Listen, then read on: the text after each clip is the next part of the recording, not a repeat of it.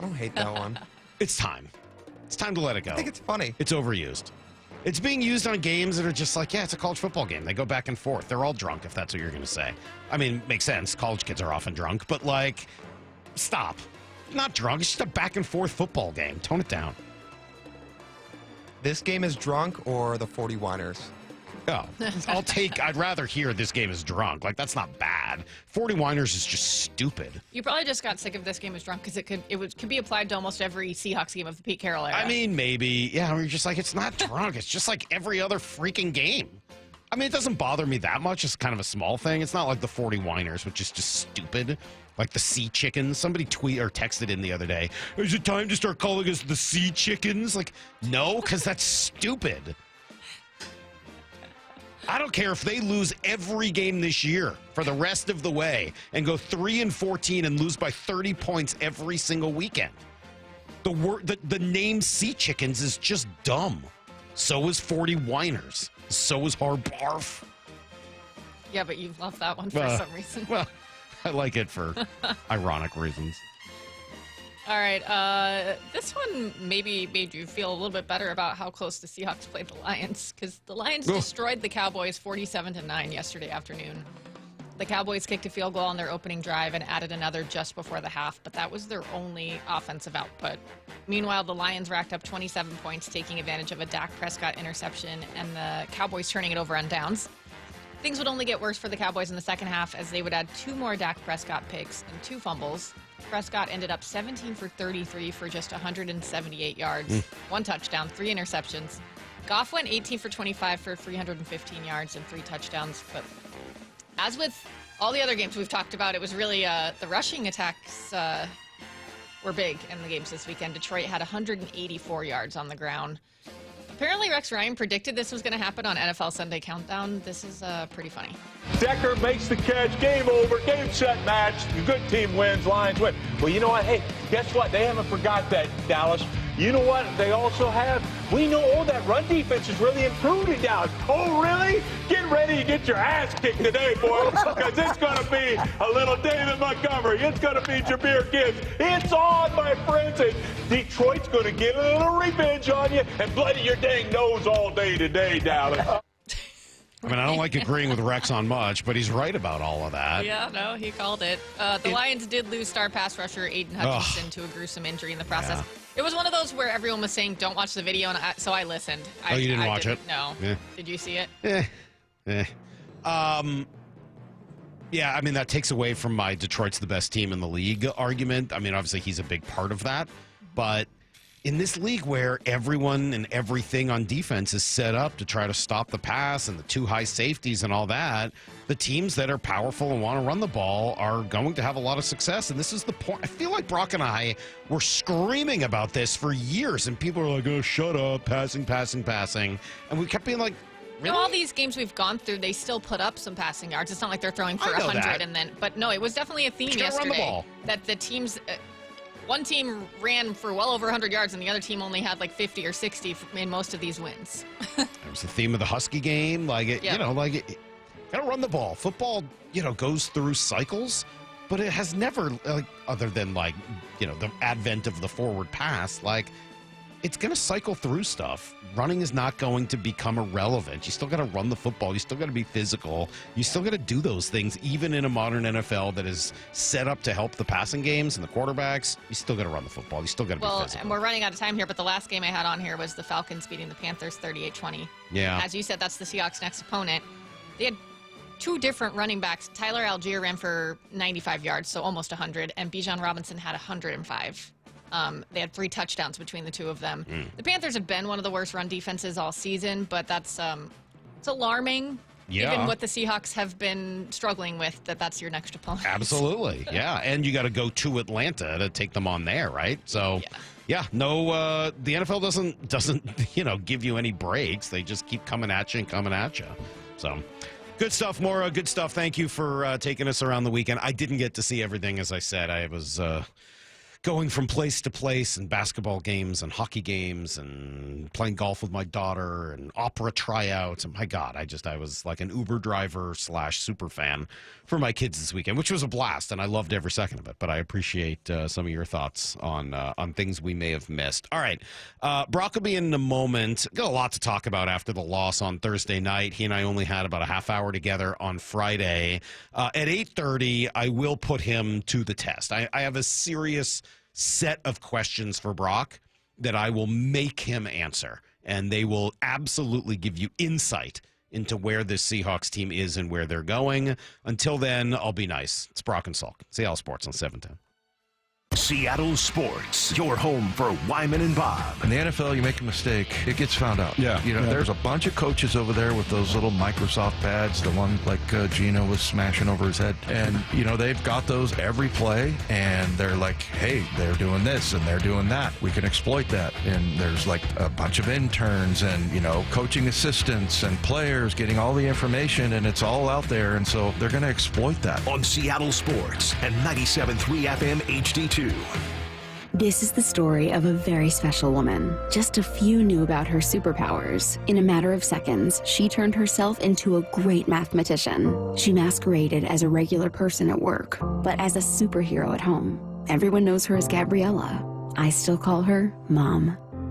Your hero needs you now, and AARP is here to help. Find the care guides you need to help, complete with tips and resources at aarp.org/caregiving. Brought to you by AARP and the Ad Council. Imagine your team always looking and feeling their best in high-performance technical workwear. Cintas can make it happen. They have garments for almost every job imaginable. And with the Cintas Workwear program, you get freshly laundered garments delivered every week for everyone on your team. Great garments without the bother of laundry. That's a real perk for employees. Find out how Cintas can boost team image and morale. Visit Cintas.com. Oh, I'm ready! And get ready for the workday. At the UPS store, we know being a small business owner means holiday time is still go time. Still get those orders shipped time. And still re-up on stamps and supplies time. That's why this upcoming holiday, while others close up shop, we'll be open. And happy to help you keep being unstoppable. Come into your local store today. Most locations are independently owned. Product, services, pricing, and hours of operation may vary. See Center for details. The UPS store. Be unstoppable. Want to keep your gas-powered engines running like new? Stable's proprietary formulas are proven by third-party testing to outperform the competition in keeping fuel fresh, preventing corrosion, and cleaning the entire fuel system. With Stable, you can have confidence you are doing the right thing for your engine's long-term health. Just pour into your gas can or fuel tank, then top off with fresh fuel. At every fill-up or when you store, start with Stable. Available where fuel additives are sold. For tank and tankless hot water heaters, for clogged drains, for leaky faucets, for toilets that won't flush. Stop freaking and call Beacon. Beacon Plumbing, Heating, and Mechanical is your trusted source to solve all your plumbing needs. 1-800-FREAKIN or beaconplumbing.net. As fall and winter weather sets in, your lawn becomes a muddy mess, and your kids and pets bring the mud inside. But with Synthetic Turf Northwest, you can have a lush, green yard year-round. No mud, no mess. Their premium synthetic turf systems drain fast and stay clean, no matter how hard it rains. Right now, during the Fall Blitz, you can save up to $1,500 on a new synthetic lawn. So say goodbye to muddy paws and say hello to your dream lawn. Call Synthetic Turf Northwest today or visit syntheticturfnorthwest.com to get started. Does your snoring keep others awake at night? Choking or gasping can be even worse. Hi, I'm Dr. Nick Kugler with the Washington Center for Sleep. Snoring is often a sign that something is wrong. Don't ignore it. We can help fix it. We specialize in treating snoring and sleep apnea so that you can get better sleep, giving you more energy and a more fulfilling, healthy life. Visit us in Seattle, Bellevue, or at wasleep.com. That's wasleep.com. Sleep better, feel better. That's the Washington Center for Sleep way. You've heard the saying, you never get a second chance to make a first impression. Since 1926, my family's been helping local businesses make great first, second, and long-term impressions. We know how to make your company look good with quality uniforms, logoed apparel, floor mats, linens, and more. If you're paying for linen service or doing it yourself, let's have the conversation. The information and quote are free, but the savings and service can really add up. Visit suplinen.com. Superior Linen Service. It's what we do. Tune in Sunday, October 20th, as your Seattle Seahawks take on Atlanta. Kickoff at 10 a.m. Muckleshoot Casino Resort, proud sponsor of the Seattle Seahawks and the Northwest's biggest and best casino. It's football season, and Vivid Seats is your ultimate destination for all the action on the gridiron. With a game-changing rewards program, plus an amazing selection of tickets, Vivid Seats ensures that every fan can catch their favorite teams and players in action. Vivid Seats has you covered with deals that cater to every football enthusiast. And all tickets come back by a 100% buyer guarantee, giving you peace of mind with every purchase. Just visit vividseats.com or download the app today. Vivid Seats, the official ticketing partner of ESPN. At the Home Depot, we know Saturdays are for college football. That's why we have everything you need to never miss a play. Like North America's #1 home fire safety brand, Kidda. Because on a day full of football sounds you love, like fight songs, roaring crowds, and your favorite commentators... Like me, Kirk Herbstreit. The last sound you want to hear is... Defend your game time with Kidda and the Home Depot. How doers get more done. Based on total household installations as of December 2023. Let's go! This is Seattle Sports. Streaming through the Seattle Sports app. KIRO AM Seattle. KIRO FM HD2 Tacoma. Home of the Seahawks, Mariners, and everything Seattle sports.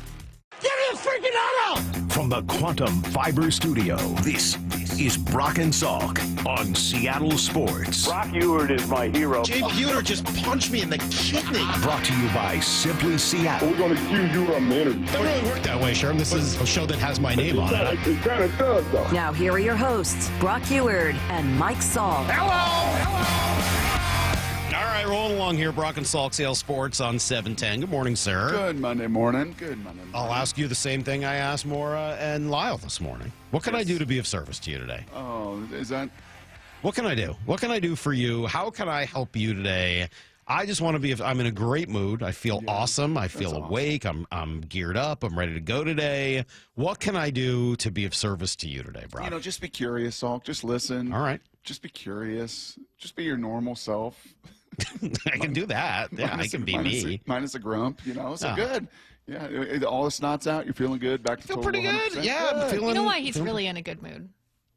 Because he doesn't have to sit by himself today. That's true. It was a Why nice little break coming in here on a Monday. He gets sad on Mondays when he doesn't get to be with us. I do. I get sad. You don't like it. No, I don't. I didn't like Friday. And you weren't even there on Friday. I was like, Friday was just, it was a Friday. Usually I'm excited on Fridays. Instead, I'm like sitting by myself in that little room over at Virginia Mason Athletic Center. It's not the room's fault. It's just I don't like being by myself the whole day. You're down in the dungeon, as Mike called it. Yeah, sad. in the dungeon. Yes. And then he came in and, you know, like, I feel bad, right? It's a tough spot for him to be in.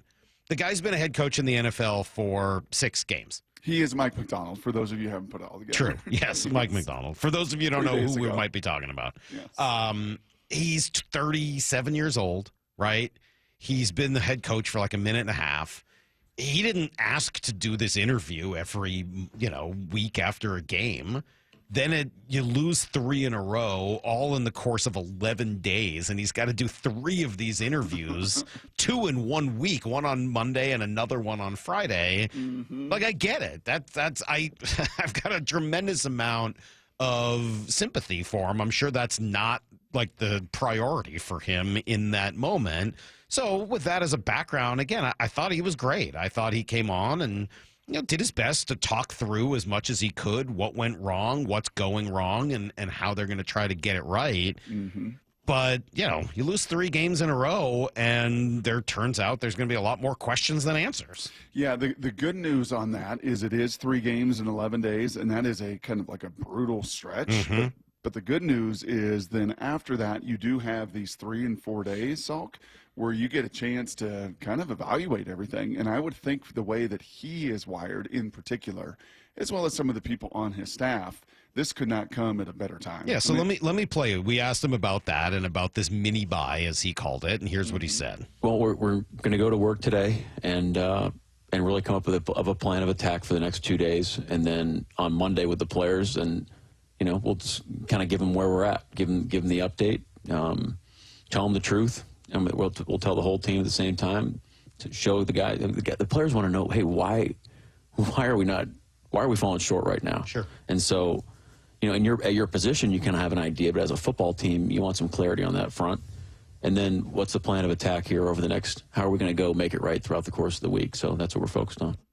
I mean, I know this, so just in my own kind of routine of my job of learning these teams and watching the scheme, and it's extraordinary how much time it takes to just watch film. I know you and I were busting each other's chops going back and forth, and every once in a while you're like my wife, and I have to tell you that while I love what I do, it is work, right? It is an excessive amount of hours to just watch one game, right? To watch the Arizona BYU game, honestly, which I'll do later today, will take me probably 3 hours to get through the offense and the defense as I'm watching scheme and plays and all this. And you just kind of get in your weeks and, oh, that's right, I was supposed to bring the garbage out. Like all the other stuff you just don't even have time for. You just kind of going. And I think for these coaches, amplify that much more. They're actually putting the game plan together, right? And they do all of this. They don't have a time to take a breath. And sometimes, right, look at what is the line? The forest through the trees, like that, or they just don't. Oh, okay. Oh, this is an issue, right? In these 2 days or 3 days where they're not necessarily scouting an opponent, they're just scouting themselves. Like, whoa, we're really not doing this well. We're asking guys to do things that they cannot do. Right? Or we're just being way too vanilla in some of these looks, and people are attacking us. And man, I didn't really know that tendency that is also showing up. That wow, our route patterns are fairly predictable, and people are starting to see this. And maybe there's a reason that the DK was screaming at me, and like he can feel things on the field that maybe sometimes as we get lost in all of our details, that this does give them a chance to step back a little bit and go, ooh, okay, this is correctable. Whether through scheme or personnel or teaching or whatever we're doing, like this is something that thankfully we actually have some time to dig into and make sure we rectify before this season is just totally lost. Does that make any sense? Yeah, it certainly does. But they're gonna have to do it, right? I mean, like it's clearly a crunch time for them, where you can kind of go in one direction or another coming off of this mini bye. Now, look, I say that.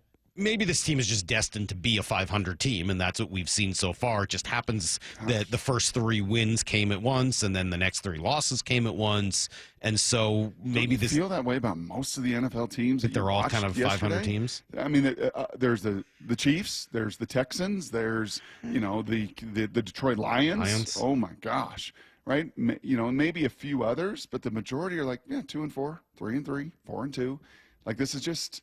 Right, they got warts. They show up one week and they just absolutely get dominated. The Certainly Chargers watching lose Cincinnati last night. Chargers lose a couple in a row, and like, oh yeah, Jim Harbaugh's going to take a while. Oh gosh, they just absolutely thumped Denver, and they could come back the next week and just get thumped and fall behind. There's no doubt it's a week to week league, right? And it always has been. That's been the case for years in the NFL. But when you lose 3 straight. Clearly, it says something about who you are over the course of what turned out to be an 11-day span. Again, yeah, I think you're right. That is sort of the league, and that's who they probably are. They're going to win some. They're going to lose some. I don't think anybody ever thought this was going to be a Super Bowl team. But I also don't think anybody expects them to be one of the 5 worst teams in the league this year. And so losing 3 straight kind of brings up some of that fear factor, right? Yeah, no question. 3 wins shows you that, yep, you're capable of doing this against bad teams or some bad QBs. Is it young QBs, everything else? And we knew this even in that stretch, even though we didn't want to necessarily always say it out loud and minimize the win. But like, okay, let's see when you face some elite teams. And Detroit is a elite team. San Francisco still is an elite roster. And, the Giants, unfortunately, that one stung a little bit because I think they were a little more wired to play and a little more ready to go. Right. Unfortunately, as a desperate team, and you didn't match that desperation. And that's the one as you just kind of watched them last night, like, oh, that's right. They don't run the ball well. Oh, that is right. Daniel Jones is a pretty inaccurate passer. Oh, that is right. They do have some real issues that unfortunately you just couldn't expose in that matchup. Yeah, sort of overall perspective. Here was Mike McDonald explaining what just happened with the team. Well, it's a lot. I think we're still. I mean, it's kind of the same narrative that we've been talking about. Hey, we're not putting it all together right now as a football team. And you go back and watch the tape, and you're encouraged by a lot of the things that you see, and then you're also saying, well, shoot, I mean, let's go back, let's attack this thing on the details, some things that aren't showing up in critical moments, and let's make sure we're not hurting ourselves in certain situations. And, that's what this weekend's going to be for, and so we can move forward and go from there. So as you have this little breather, right? And you're sitting here at 3-3. And yesterday was kind of nice, I think, for a lot of Seahawks fans to not have to worry or stress or watch your team win or lose. You could just kind of evaluate everybody else and probably compare and contrast a little bit to your team. 6 games in, do you feel like there is some kryptonite on this team? 6 games in, do you feel like, ooh, man, I just don't know how this is going to be correctable? I mean, do you feel that way about an O-line? Yes, I feel that way about the offensive line. I started the show at 6 o'clock. Issue? Yes, I started the show at 6 o'clock, Brock, saying the biggest takeaway I had from just watching football all weekend was that the offensive line is so freaking important. Yep. I don't know. I watch more college games than I generally do, just kind of the way my weekend worked out. But comparing watching Colorado on Saturday night with Caleb Williams in Chicago early Sunday morning was like night and day. Shedeur Sanders good. He's fun, man. He runs around. Yeah he's fun, and he's got an arm, and he makes some throws. And the second he took every snap, there was somebody in his grill. Yes. Like I had no problems with the way he played on Saturday night, given the challenges he had every time he dropped back to pass. Apparently, Dion didn't think about investing in an offensive line like he did with everything else. Then I watched Caleb Williams on Sunday morning. He has all day. Yeah. And he looks unbelievable. And then you watch Will Rogers versus Cade McNamara, and then you could have been like me in the tunnel when Iowa, so it was really nice from the press box. I worked my way down to the field, and these Iowa folks, because they're Iowa nice, were like, oh, just, I didn't know my way to the field. They're like, oh, just come with me. So I came with them, and they were like Iowa personnel, and I got to walk through the Iowa tunnel on the way out to the field. Yeah, it was super fun. And then I was like, well, on the way back, I'll just do the same thing. Kind of got turned around. Then I got stuck because then the players started to come out. And I'm like, oh, gosh, now I'm pinned up against the wall.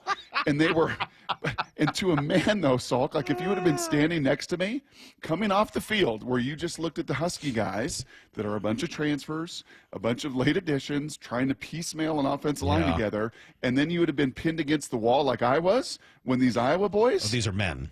Grown men, everything put together, everything tucked in, everything the way it's supposed to look. Every one of them 6'5", 320 pounds, all of them starting 40 and 45 and 50 games. You've been like, yeah, this is going to be a tough afternoon. That's some corn-fed beef right there coming right at you. All right, well, you'll tell us more about that in Need to Know. And then I have a few other McDonald things I'd like to get into with a little bit more detail at 7:30. It's Brock and Salk, Seattle Sports on 710. After suffering another loss, the Seahawks are ready to get back to work. 15-10, Levinsky, our hero of the game so far.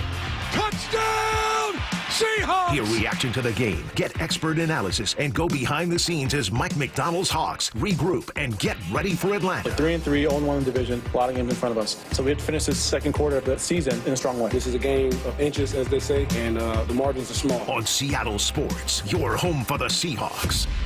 Hey, on this Monday morning, are you in need and looking for a local trustworthy group of pros to assist you with some of your financial and mortgage needs? Well, Brock Huard here, and you can count on my friends at Tila Mortgage. Many have opened and closed their doors over 25 years, but not Tila. They have been the go-to mortgage experts in the state for, yes, nearly 3 decades. And if you're 62 or older and you want to learn more about reverse mortgages, well, Tila can help you decide if that's the right choice for you and your family. If monthly payments are impacting your credit score and just killing your cash flow, well, once again, Tila can assist you in consolidating your debts with proven programs like maybe a refinance loan, as the Fed made that cut in the point 2 weeks ago, or a home equity line of credit, that HELOC that you've heard me talk so much about. Additionally, heck, if you're purchasing a new home this week, well, Tila can guide you through all the ins and outs of a new home loan as well. Hundreds of 5-star reviews. Tila, spelled T-I-L-A, is a trusted source for honest and ethical mortgage advice. Give them a call this morning, 206-766-8888, or find them online at TilaMortgage.com. That's TilaMortgage.com. Tila Mortgage LLC is a mortgage broker, NMLS 247-2046. Paid political announcement. A Bob for Bob update. Public school is for other Bobs. Did you know Attorney General Bob Ferguson sends his kids to a private school while denying Washington parents opportunity scholarships to do the same? We spend $18,000 per K-12 public student in Washington, but for Bob, private education is for elites like him, not for your kids. Want a governor who doesn't believe in the public education system he promotes? Vote Bob. Paid for by the Bob for Bob Committee, 1283 Puyallup, Washington, 98371. Top 4 donors, Steve Gordon, Fremont Dock Company, Brian Haywood, and Susie Burke. Roof now, pay later. Hi, I'm Sam Thomason, owner of State Roofing. Take advantage of our 0 down, 0 payments, and 0 interest for up to a year. We've partnered with leading lenders to make the replacement or repair of your roof affordable. Flexible financing options are available to take the worry out of an unexpected expense. Call us today at 866-ROOF-ROOF to schedule a free no-obligation estimate or visit us at stateroofing.com. That's stateroofing.com. State Roofing, the last roof you'll ever need. Buy a heat pump, get a furnace free. Now from Deere Services. You heard right. Buy a new heat pump, get a new furnace free from Deere Services. Save now and combine the year-round benefits and comforts of both systems, giving you warm winters and cool summers. Make an appointment at DEARservices.net, and we'll be there within 3 hours, guaranteed. And get this, no service fees. Buy a new heat pump, get a new furnace free now at Deere Services. Seattle Seahawks, small business partners. At Shane Company, our engagement rings are the perfect blend of design, function, and beauty, each one a unique work of art. We meticulously craft our bridal jewelry in our jeweler's workshop to the highest standards, expertly setting each diamond by hand, ensuring the structure is perfectly balanced, and sizing everything for the perfect fit. Shane Company offers a free unmatched lifetime warranty because your engagement ring is an heirloom that was made to last. You'll cherish your ring today, tomorrow, and forever. Shane Company, your friend and jeweler. Now is your time to get into a new D.R. Horton home by taking advantage of their National Red Tag Sales event going on right now through October 20th. Stop by any of their participating communities and find select Red Tag homes at incredible pricing. So whether you're buying your first home or looking for an upgrade, you don't want to miss the Red Tag Sales event going on right now. Discover the D.R. Horton difference at drhorton.com. That's drhorton.com. D.R. Horton, America's builder, an equal housing opportunity builder. You want to talk about this, Brock? You really want to do this? I do. You want to get into this? Yeah, I got some questions. All right. Well, I got answers. The Brock and Salk Show is brought to you every day by Simply Seattle. Direct savings and client focus, the cornerstones of the Diamond Dave philosophy. Hi, I'm Diamond Dave Cantor. My team and I, Cantor Diamond, can be your trusted friends with an inside scoop on the diamond world. Just like they are to thousands of people around the world. And just like we have been for over 34 years. At Cantor Diamond, it's all about the diamonds and the savings, not paying for high-end retail locations or the overhead of a mall. You stand to save big time with our by-appointment professional office approach, combined with direct importing. When you choose Cantor Diamond, you choose huge savings, top quality, and excellent service. Call, email, or message us for an in-person appointment. Or sit back and relax for free FedEx shipping anywhere in the USA. Call Diamond Dave at 253-272-7007. That's 253-272-7007. Or follow them on Instagram at Cantor Diamond. That's at Kantor Diamond. Right now at Les Schwab, it's the deal you've been waiting for. The Score More sales event. Save up to $160 instantly on a wide selection of 4 tires and 4 wheels. Plus, every tire is covered by America's best tire warranty. 60-day satisfaction guarantee, no hassle road hazard protection, and free maintenance for the life of your tires. Just one more way you'll get more from less. Stop by the store or find your tires at leschwab.com. Limited time offer while supplies last. See leschwab.com/sale for details. Seattle is home to Swedish CyberKnife, a non-invasive and highly precise treatment for prostate cancer. Compared with other radiation treatments, CyberKnife treatment is much shorter, typically 5 treatments. The vast majority of patients experience minimal side effects and can continue normal activities during treatment. Swedish CyberKnife patients enjoy excellent cancer control rates and minimal disruption to normal activities. Go to swedish.org/cyberknife prostate. Treat prostate cancer with Swedish CyberKnife. Need to know. Brought to you by Ben's Plumbing, Heating, and Air. 15 minutes past every hour with Brock and Salk. Here's what you need to know. Up first. Well, if you're looking for some good news this weekend, I guess you should know no one's ran away yet with the NFC West. Not runned. That's not a word.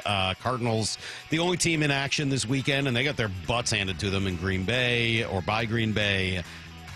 Yeah, that was not pretty at all. Of course, they for whatever reason, gave us that game here in Seattle instead of Washington and Baltimore. But anyway, Ravens win that one in one of the few close games this weekend. There were a bunch of kind of not very competitive games. Most telling score for me was that Lions game as they ripped apart the Cowboys 47-9, unfortunately losing Aiden Hutchinson in the process. Atlanta, who the Seahawks have next, Falcons take care of business, beat up on Carolina. Kirk Cousins didn't even need to have a big comeback in that game.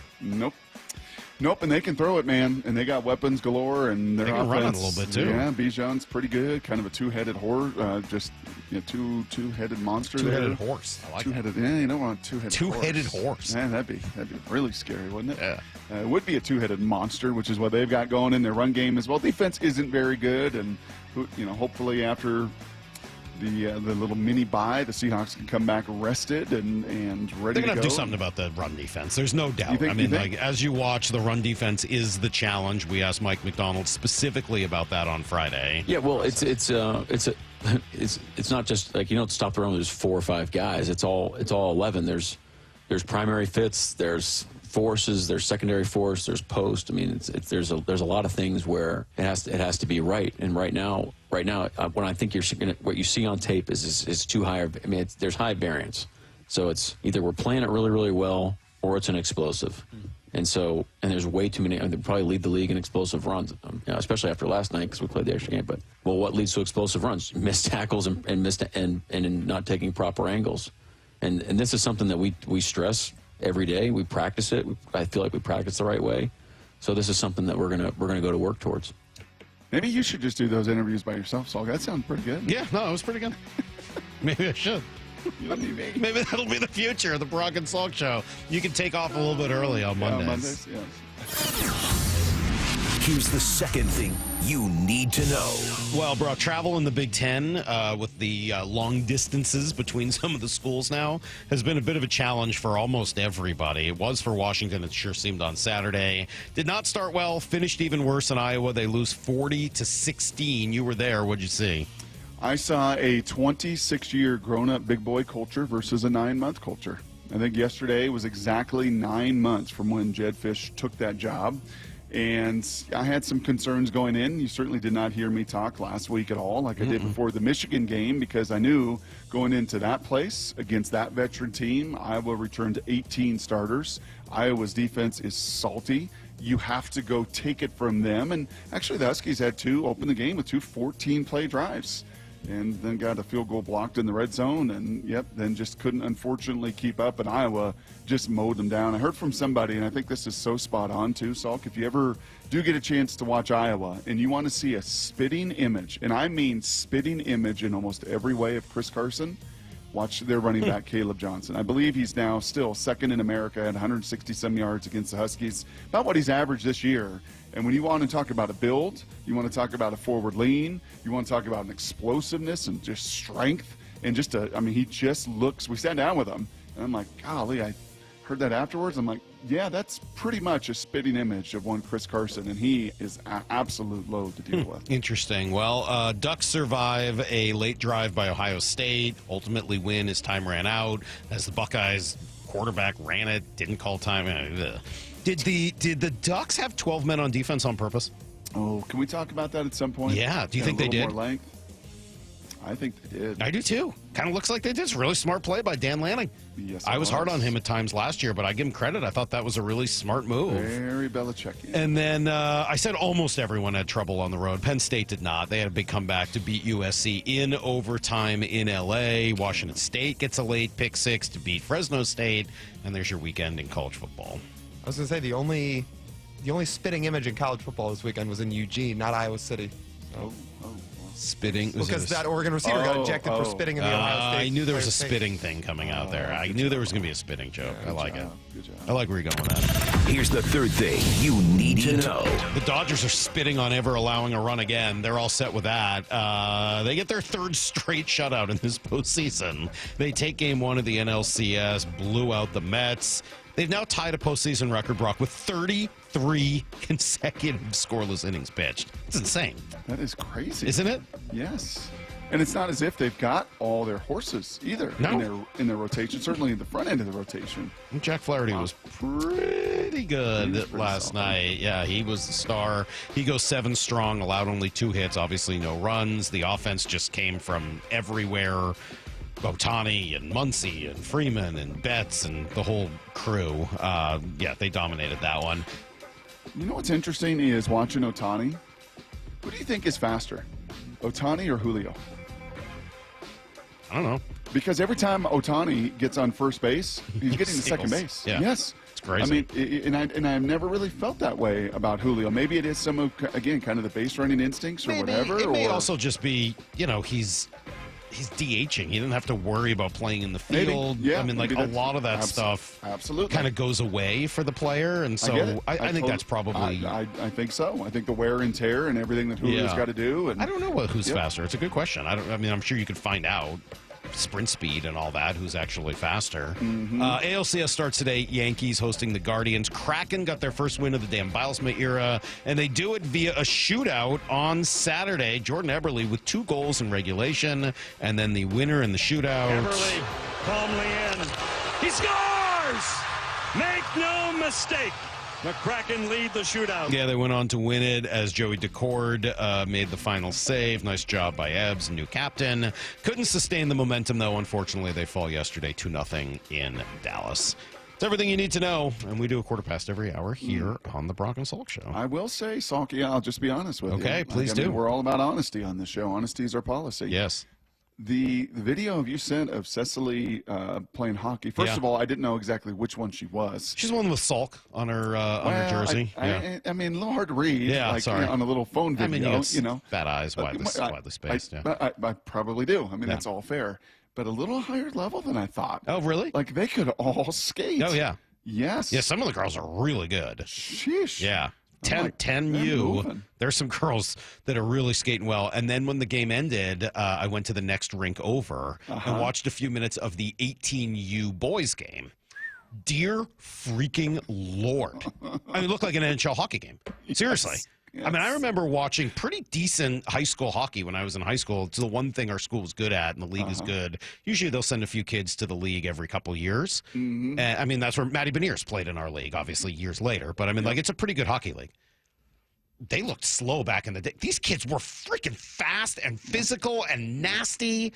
They said it was 18U. It looked like, watching the Thunderbirds or something. So as you're now getting in the AAU basketball world as well, go watch like a high school AAU. Go watch Rotaries play. Really and you'll be like, impressive, is this the NBA? It's really crazy. These dudes all got their head on the rim. Just unbelievable. And just dunking. Yeah, it Amazing. is a little different really level. is. All right, Brock, I got 3 or 4 cuts from Coach McDonald that I would like to play for you and get some reaction from you on. Specifically, he used the word that you and I love. Maybe not for the first time, but about as confidently as anyone will ever say it. I think it might spell something positive. I don't know. You got to hear it. It's next on Brock and Salt. Seattle Sports, your home for Bump and Stacy. For the rest of the year, the Hawks will be tested in that box. Teams are going to line up and say, let's run that thing and see what happens. Coming up next week, you got Algier in the backfield, you got Robinson in the backfield. You think Atlanta ain't going to test you and run that rock and say, everyone else is doing it, let's see if they can stop it. Until you show that you can stop something, teams are just going to attack you, and that's going to be the challenge for this team going forward. How you win games consistently is by having a few things that you do very well. And right now, Seattle's got one thing. On Seattle Sports and 97.3 FM HD2. All right, guys, summer is definitely over. The 50-degree rain has started this week. You've had your fun. Now you got to get back on track. So don't be frustrated. Don't feel overwhelmed. You can lose the weight. And Eastside Weight Loss Clinic can help. No gimmicks, no tricks, no drugs, no injections, no nothing. Just real, honest-to-God food that you buy at the grocery store. That's right. There's none of that space food or anything like that. It's all real. It's just great recipes and portion control, obviously. And it allows you to drop weight without being hungry and getting the support, the accountability that I know I need in order to stay with it. Eastside Weight Loss Clinic knows the secret. You can schedule a free consultation online at eastsideweightlossklinic.com and be one of the thousands of people who have lost 20, 30 pounds or more in just 60 days. You can do it in person in Kirkland. You can do it virtually from your house. Schedule that free consultation, 425-588-0080 or eastsideweightlossklinic.com. Dr. Ryan Coogan, D.C. Results may vary. Are you ready to build your company's dream team? Just like in sports, finding skilled players is essential for success. With Robert Half's winning combination of specialized recruiting professionals and award-winning AI, we'll help you find the MVPs and key role players who will have you hanging banners in the rafters. Because in business, it's all about having the experienced team on your side. At Robert Half, we know talent. Visit roberthalf.com today. All right, gentlemen, this is Emmett Smith on behalf of Depend, and I've got the perfect play. Run straight to your doctor's office for a life-changing kit. Because when prostate cancer is caught early, it's up to 99% treatable, and one blood test might be all it takes. And now through November, Depend is donating to the Prostate Cancer Foundation for select purchases. Talk about a great play.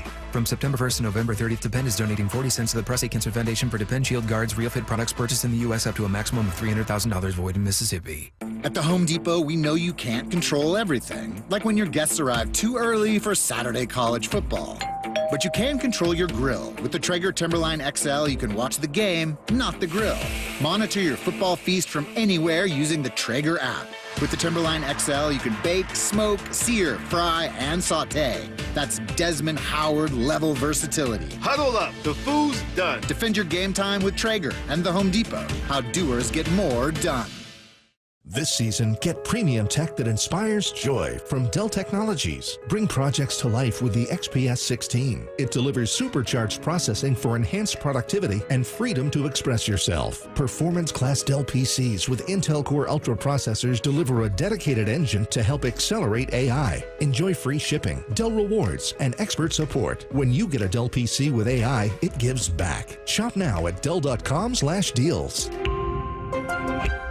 Bonneville International radio station contests are open to participants 18 years of age or older that are residents of Washington State unless otherwise specified. Employees or agents of the station, Bonneville International Corporation, other area radio stations, or any entity associated with the contests are not eligible to win unless the station otherwise specifies at its own discretion. Persons who have won in the last 60 days from a station contest or event may not be eligible. Full general contest rules are available on seattlesports.com or in person at the station during regular business hours.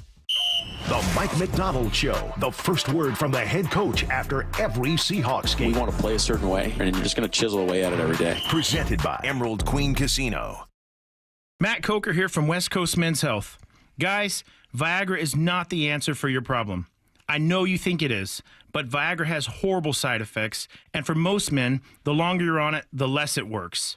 Viagra is not a curative medication. It's not fixing your problem. It's a Band-Aid for a shark bite. Acoustic wave therapy is the newest technology that can correct your problem, not just treat it.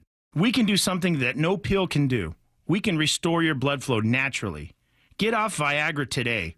Change your life like the thousands of men who already have, regardless of your age or your medical history.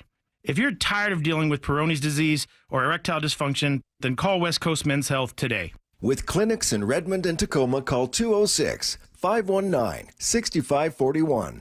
That's 206-519-6541. 206-519-6541. Online at westcoastmenshealth.com. This week's First Mark Challenge victory, well, it goes to Mike. Hey, Mike, why did you call First Mark Insurance? My wife and I moved here from New York City and found this great guy. It got pricey, but because he was good to us over the years, we stayed loyal to him. But then one day I got an increase that was quite unacceptable. So I made one phone call. I didn't do any shopping. My wife told me to call First Mark.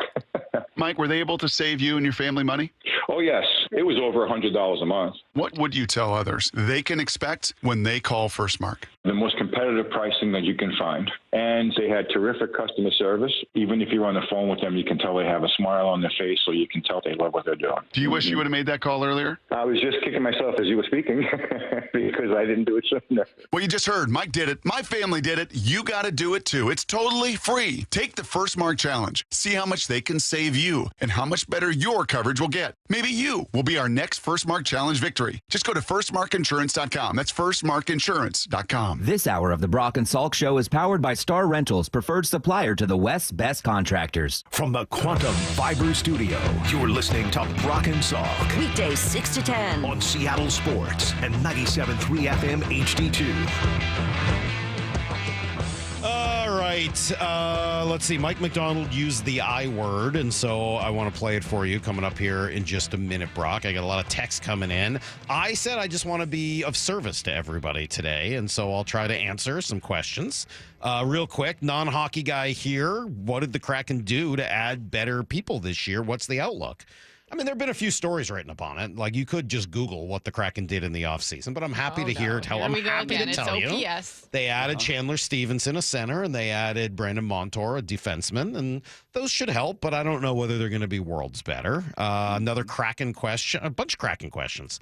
Why are the Kraken playing back-to-back away games? Well, they take road trips like they do in basketball or in baseball. Dallas is not next to Minnesota, no, but, you know, kind of how road trips go in the NHL and the NBA and even sometimes in Major League Baseball.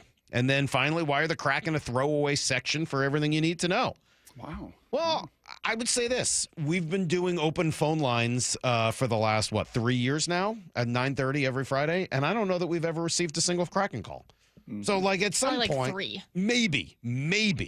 So at some point, like, you know, I would love to talk hockey every day, but I don't know whether there's a huge audience for it just yet here in Seattle. And, you know, we try to give the most people what they are looking for. So if more people want Kraken over time, I promise it'll rise in the ranks. Until then, it's kind of where it is in terms of the landscape here in Seattle, where the Seahawks are still number one. And Mike McDonald sat down with me, Brock, on Friday. He did use the I word, identity, when I asked him about their physicality, and here's what he said. Well, we want to be a team that when people play us say that we're a physical football team, and that's going to be our identity. That's who we're going to be. I thought the effort and the physicality up front last night from especially our defensive line was, and people are going to be like, well, you gave up a ton of yards running. It's like, we did, but these guys are playing really well up front on a whole. So this is something we're going to chase. I mean, and we're going to be a physical football team. Like, there's no doubt about it in my mind. And teams are going to know that what the Seahawks are about when they play us. So let me ask you a question after hearing that. I love the answer. Honestly, I did. I love the description of the identity. I love that. When he says the Seahawks are going to be a physical football team, there's no doubt in my mind. Yep. And I probably should have followed up with this. I didn't think of it at the time. Do you think he means this year? Well, they're going to chase it. And I think he kind of ended it right there telling you that answer. Like, we're going to chase it this year with what we can do. But over time, this is going to be our blueprint. Like, this is, I mean, just look at the league, man. You know, look at Baltimore, right? Look at Detroit. Look at these teams that are built in that. And they don't just talk it, they walk it, and they're unapologetic about it. And we can chat in further detail with DJ about this on Wednesday. But I remember texting somebody in the Detroit organization last year on their run to success and just like, you know, being pretty congratulatory and like, how have you guys done this?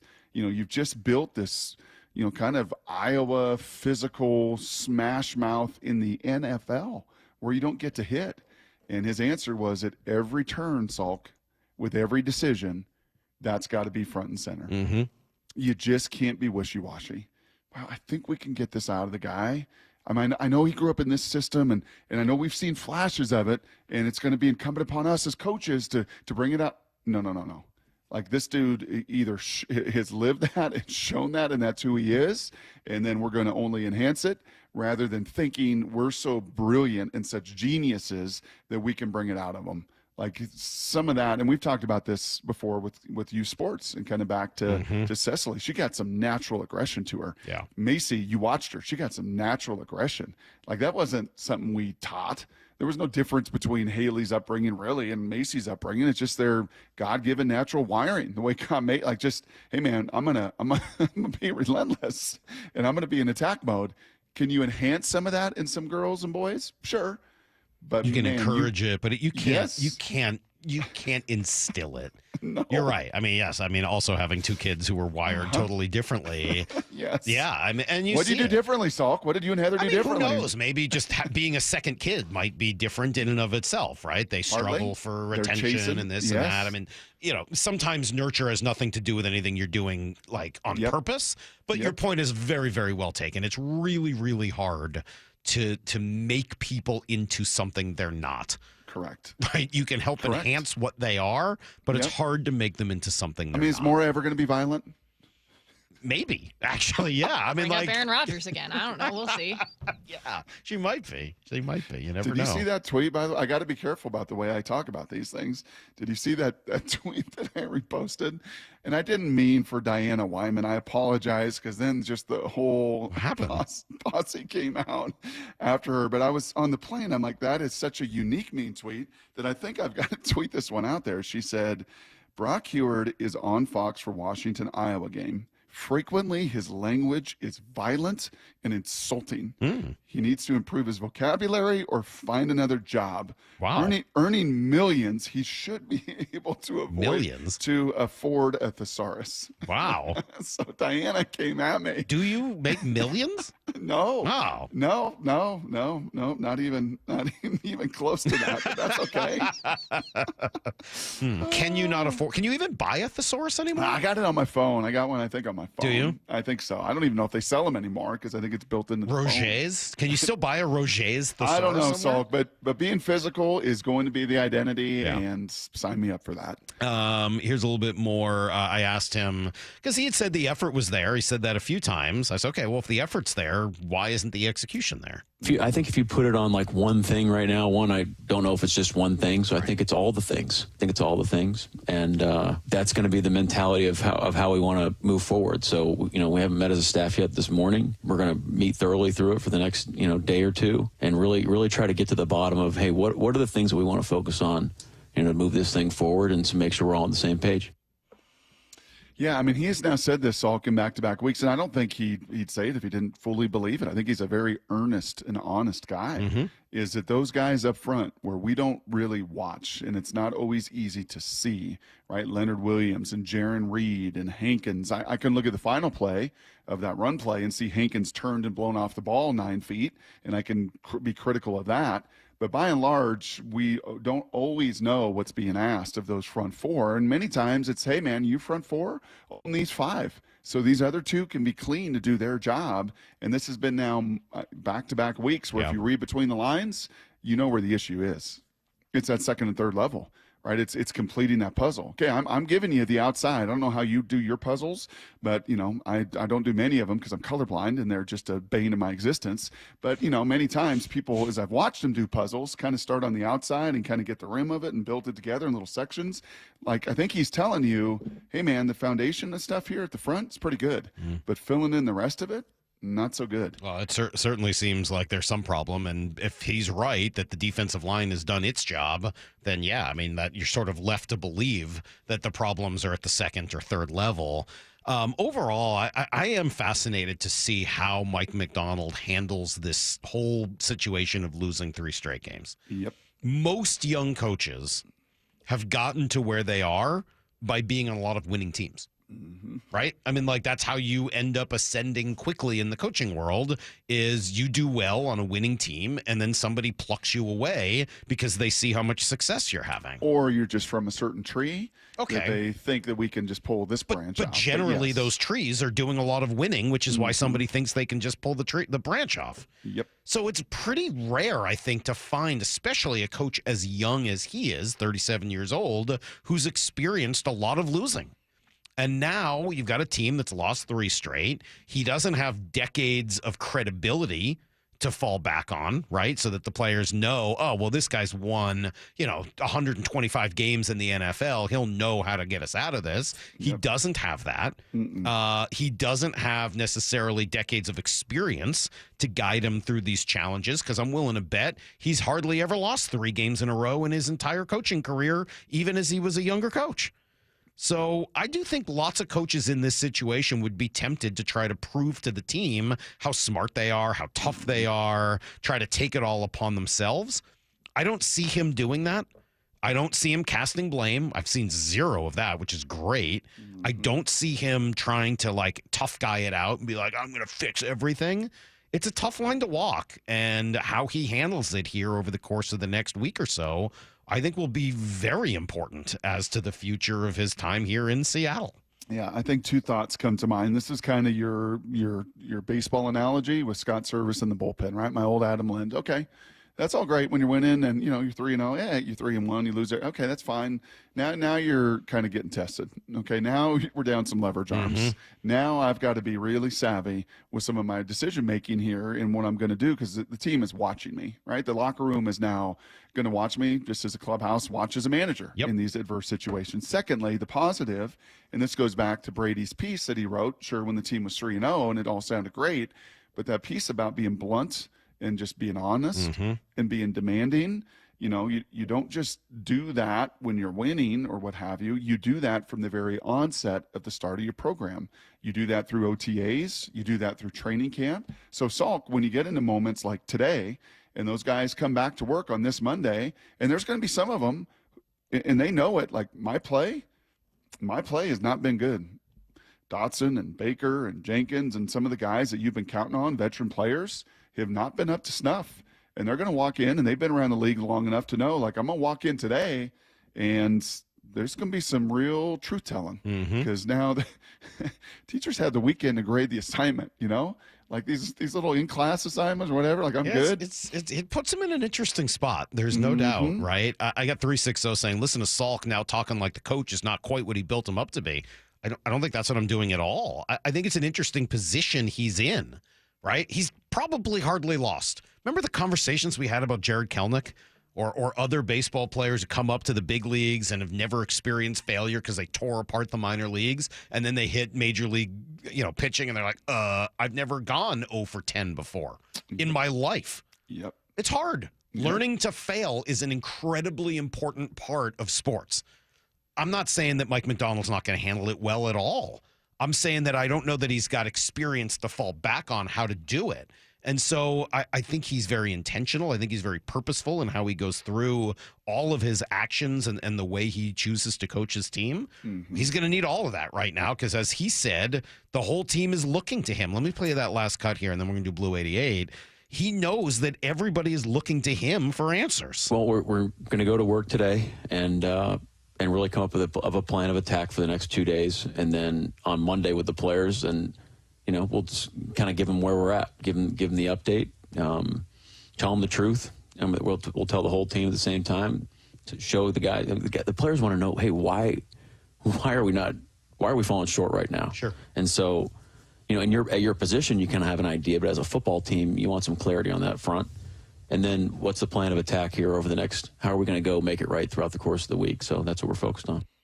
Who's a pretty good sounding board and has been all year and is going to have to be and has been through 3-game losing streaks in his career I'm sure as a head coach and as an assistant everywhere he's been. This is probably where you also really lean into Leslie Frazier. This is where Leslie Frazier was brought in. Right? Ryan Grubb hasn't been through it at the NFL level. Scott Huff hasn't been through it. I don't know if Dirty's been through it. Like, you got a lot of guys around you and young, smart whippersnappers that haven't been, but who has been? Yeah, the old graybeard back there who's been through a bunch of it, and this is exactly why I hired him, right? In a Leslie Frazier to kind of speak some wisdom to me here, as you've been around this and been around it with different coaches through the years, right? And just kind of bounce those ideas off. I bet you they've done quite a bit of talking over the last 4 days as well. I would think so. Let's do some Blue 88. This is Brock and Salk's Blue 88. Blue 88! Blue 88! We take you to the field as Brock Ewart breaks down 3 football questions as only he can. Now here's your hosts, Brock Ewart and Mike Salk. All right, well, we heard that there will be some self-scouting here, Brock. It's probably already done before they now start their regular week. What do you think will be most alarming for coach and his staff? Exactly what he said. Their rush defense, 28th in the league, Salk, giving up 5 yards a carry. 6 games, you're giving up 5.0 yards per carry. Completely and totally untenable. I think a couple years ago, that was the same numbers, like 5.1 when they finished 30th in the league in rush defense, right? Trying to run that bear defense, Puna Ford, and what are we doing here? And LJ Collier, and then they shipped all that personnel out of town and kind of tried to bring some new pieces in, and unfortunately didn't work that much better. But 5.0 yards a carry, not tenable. And then the second one, in what he referenced of explosive runs, they're 30th in the league. They're second to last in runs of 20 plus. 7 runs of 20 plus yards in the NFL. Iowa defensively had not given up a 25-yard run in their 6 games all year. 0, zilch, none. Finally gave it up. Jonah got loose for a 30-something yard run. That was the first time that they had been hit in that way. 7 of them. Put that in context. There are 1, 2, 3, 4 teams in the league that have given up 1 run of 20-plus yards. Let's see, Baltimore, they're pretty good. Kansas City, they're pretty good. Minnesota, they're pretty good. Pittsburgh, they're 4-2. So combined records, 4-2, 4-2, 5-0, 5-0. Those teams at the very top of limiting explosive runs, right? 18-2 on the season. Yeah, that's the game. And you give up 7 of them, and you're 30th in the league at the bottom with all the other teams that unfortunately look a little bit like you. 3-3, 2-4, 1-5. Like, yep. You've got to fix that equation. That too is untenable. All right, question number 2. They do get the extra couple days of rest. Who needs it the most, Brock? Yeah, that front. The Boye Mafe, the Byron Murphy. I think you're going to see Byron Murphy back. My hunch is, that, and I know he didn't talk about injuries, but my hunch is a young guy and a healthy guy and didn't tear that hamstring and didn't go on IR for 4 games. My hunch is they're going to get Byron back, and that should be and could be a big deal. So, the Leonard Williams, who's, fighting through a little rib injury, Mafe fighting through a little knee injury, Hall fighting through a little foot injury, Murphy fighting through a little hamstring. Yeah, I think that crew. And then the back end, obviously Julian, played with a hammy that probably wasn't 100%. Woolen was knocked out of that game with an ankle. I think both of those guys, along with the big boys up front, benefited greatly from these 3-4 extra days and should benefit the most as they head on this road trip down to Atlanta. All right, question number 3. What happened in Iowa City, Brock? You were there. What do you say? Well, a couple things. I saw a lot of purple, saw some Husky fans there before the game and on Friday coming into town. College football, and I turned to Benetti at one point, and he's like, man, college football is a spectacle. Like in these buildings, these places, these historic spots in the Big Ten, like Penn State and Michigan and Iowa and obviously the Horseshoe in Ohio State, for these fans to get a chance to go to these places and experience it. I mean, great football fans too. 70,000 of them striped in the stadium with black and gold, and they just love it. And the tailgating scene was phenomenal. And the night before, this is the first time. We usually stay a little bit out of town when I've done games, the 2 previous. This time we were right there within a mile of the stadium, and they've got this whole big bar scene. I mean, it was just, I tried to go out and get some street tacos. I was starving. And it was like I had to go back in my room. Like, this is just a madhouse. Like, they love it. And what happened on the field is what I said earlier. Just an established 26-year culture. Moving Monday, tackling Tuesday, whack 'em Wednesday, and we are going to hit you. Our identity, we don't talk about it. We don't even have to mention being physical. It is what we are. It's what we do. The OC is a first-year OC there. His name's Tim Lestersalt, came out of Green Bay.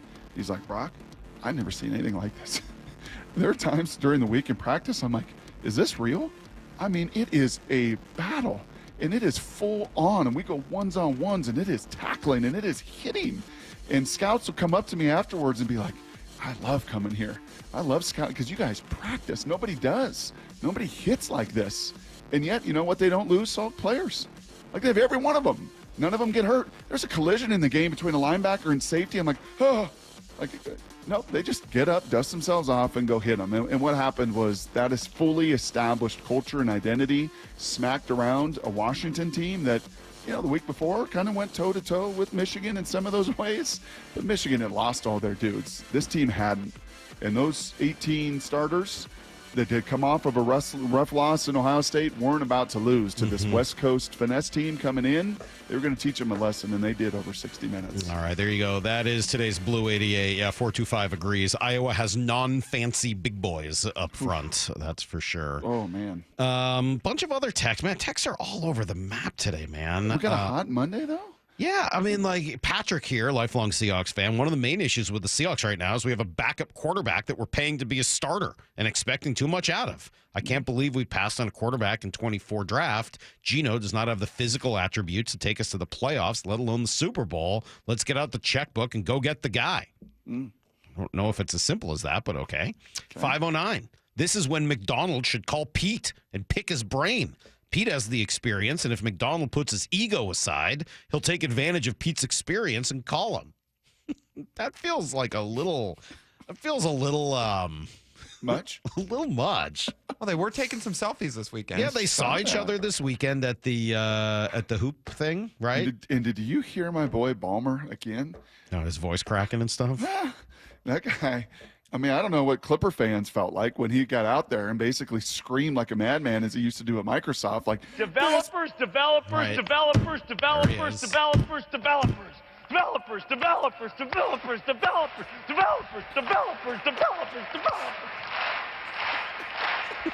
Yes. Yes. By the way, he looks like way better than he did 20 years ago. He's one of those that is on that plan. Oh, you think so? He looked fit. He looked energetic. You think he's doing Ozempic, or do you think he's got like other people's blood that he's running through his body? You know what? I don't know. Okay. I don't know, but he's got enough billions to figure that out. But Exactly. yeah, screaming about these being the best basketball fans in the world. I'm like, I think you own a team in L.A. I don't know. Maybe he wants to come back to Seattle. Yes. I don't know what the Clipper fans think about you. That's so funny. Screaming the best That basketball fans is so funny. All right, well, as you said, Brock, he's got billions, and he can decide what he wants to do with them. It is one of the truly most enormous, large, gigantic questions in all of sports. Who do you pay, and when do you pay them, and how much? Brock's got a new thought on it next on Brock and Salk. When you're running the hurry up and don't have time for your favorite Seattle sports shows, listen to the podcast on demand. How about that? Unbelievable. Who would have thought? Every hour, every interview, every look behind the scenes. He is your new Seahawks head coach, Mike McDonald. We want to play a certain way, and you're just going to chisel away at it every day. Find us on seattlesports.com, the Seattle Sports app, or wherever you get podcasts. All signs continue to point to it being the right hire. Never miss a minute of Seattle sports, the home of the Seahawks. Work it can count on. Power's out. Comcast Business has you covered with Wi-Fi backup to help keep your business up and running, even when your power goes out. Everybody in the warehouse good? Lights are out, but the Wi-Fi's up. Let's power on. It's from the company with 99.9% network reliability. Break room, you good? Can't microwave my burrito, but Wi-Fi's fine. Let's power on. Power on with the leader in connectivity, Comcast Business, powering possibilities. Keep your business connected with Comcast Business Internet and Wi-Fi backup. Or get started with reliable internet and advanced security for $49.99 a month for 12 months with a 2-year contract. Plus, ask how to get up to a $500 prepaid card with a qualifying internet package. Don't wait. Call or go online today. Ends 11/17/24. Restrictions apply. New customers only with 150 megabit per second internet and security edge. EcoBill and autopay required. Equipment, taxes, and fees extra and subject to change. I don't want to dig up my yard if I don't have to. That's why I hired O'Neill Plumbing. They're Seattle's trenchless plumbing pros. All rooter, all trenchless, always professional. O'Neill Plumbing, since 1917. You never get a second chance to make a first impression. Superior Linen Service will help your company with logoed apparel, uniforms, floor mats, linen, and more. Give us a call. We answer the phone. Superior Linen Service. It's what we do. Visit suplinen.com. I have a handful of stories that really affected me personally in my career and how I handle employees. Lee Johnson, coming out of his office as a customer, asked me where the service department is. And I was like, yeah, go to the end of the hall, go up the stairs, go across the breezeway, open a door, go to the left. You want Chevy, go to the right. You want Mazda? Because I didn't even have enough time to say, hey, what kind of car do you have? Here comes Lee, and it's like, oh, man, come with me. Let me show you. And then have him come back and not dress me down is just almost like with that fatherly disappointment of like, that's not how we take care of people. I mean, the right way is to to walk her down to the stairs, walk her up the stairs, open the door for her, go over, across the way, open up that door, introduce her to somebody. So she's comfortable, she's made it to the right place, and that we value the business. What you did was you made it seem like she was an inconvenience to you. Customers are the purpose of our day. The LJ Way is the Lee Johnson Auto family. Hey there, Brock Heward with some huge news. The Federal Reserve has just cut interest rates by 50 basis points. That's half a point. That's more than what the markets were expecting, which means more savings for you. And if you're up at night feeling stressed and feeling the pinch of high-rate credit cards or personal loan payments, now might be the perfect time to consider a cash-out refinance with Tila Mortgage. You see, for over 25 years, Tila's been helping the good folks right here in Washington State save money by lowering their rates and monthly payments. You can unlock the equity in your home and pay off that high-interest debt. Consolidate your bills, reduce your monthly payments, and free up cash for what matters most. TILA, spelled T-I-L-A, is Washington's trusted source for honest and ethical mortgage advice, so don't wait. Call TILA Mortgage today at 206-766-8888. That's 206-766-8888 or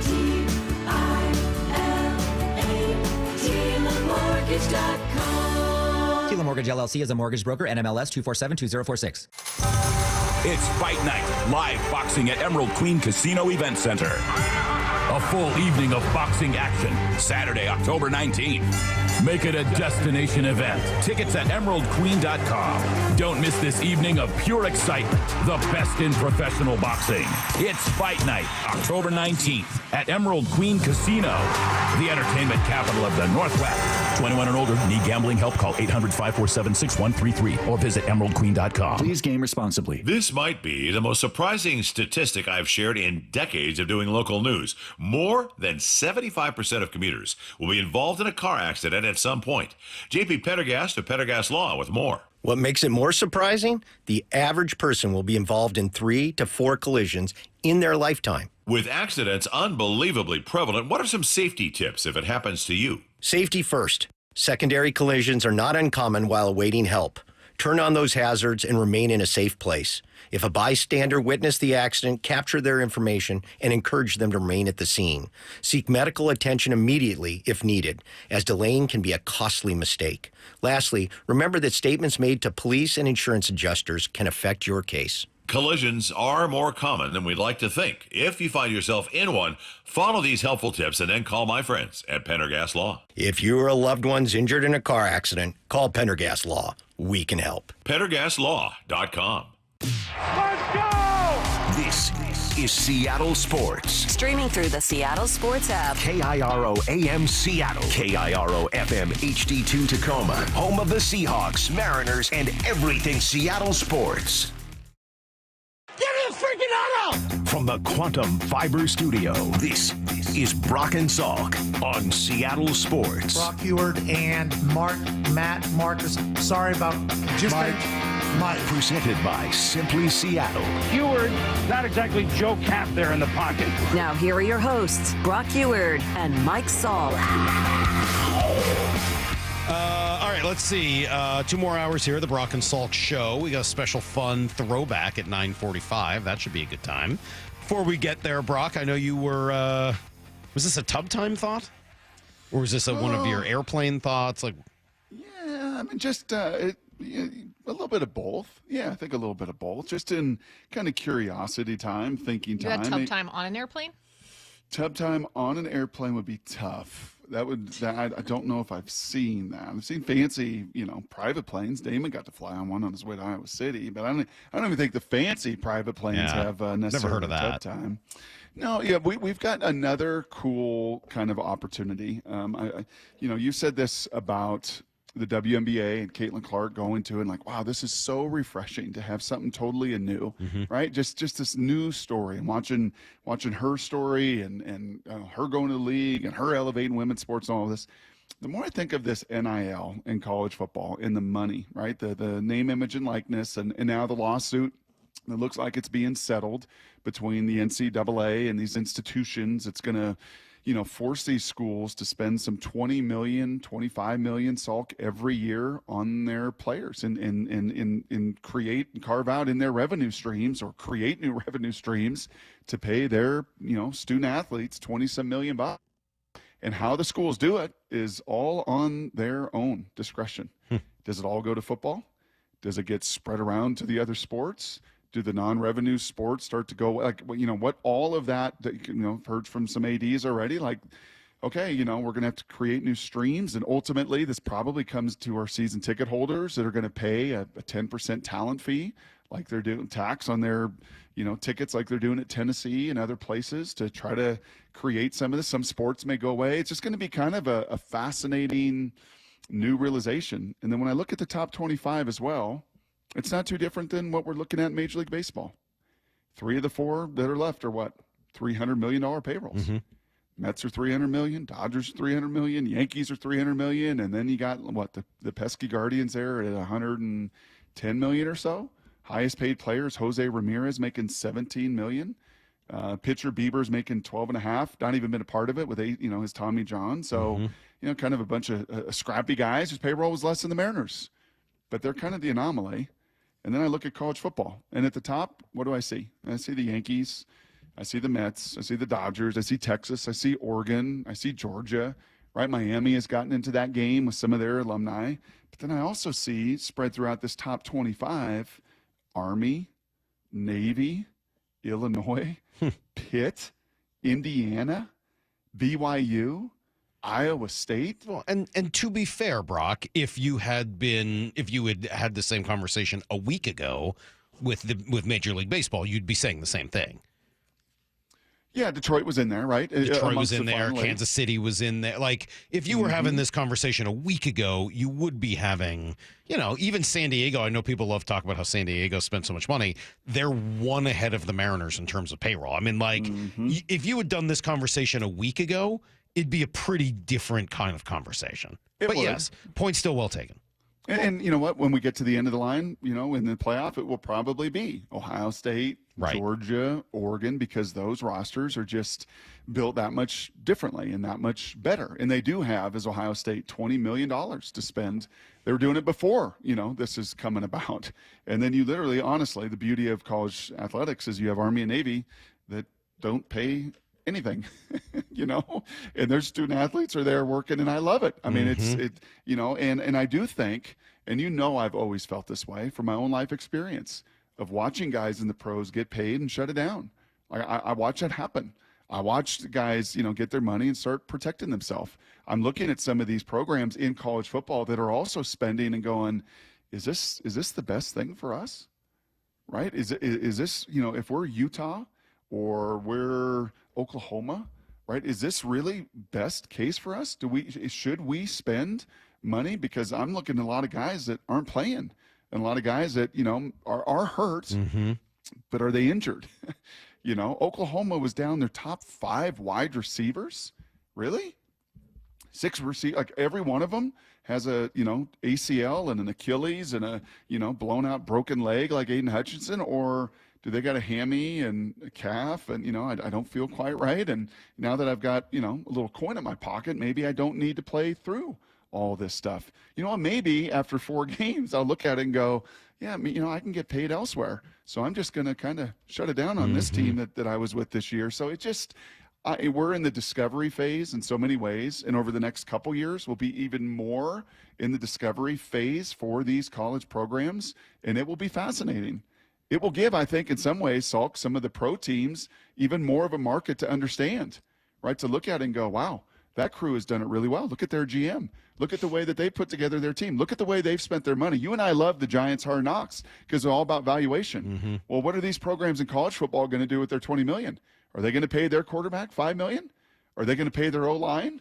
Are they going to pay their starters? Are they going to incentivize their deals? Like, there's going to be, it's not all negative. There are going to be some real cool, fun, positives. It's funny you learn. bring it to that spot. I thought you were going to go in a slightly different direction when it came to what the pro teams were going to look at, because one thing that you've got now, as you just said, until recently, with limited exceptions, guys weren't really getting paid until they made it in the big leagues, whether, whatever the sport was.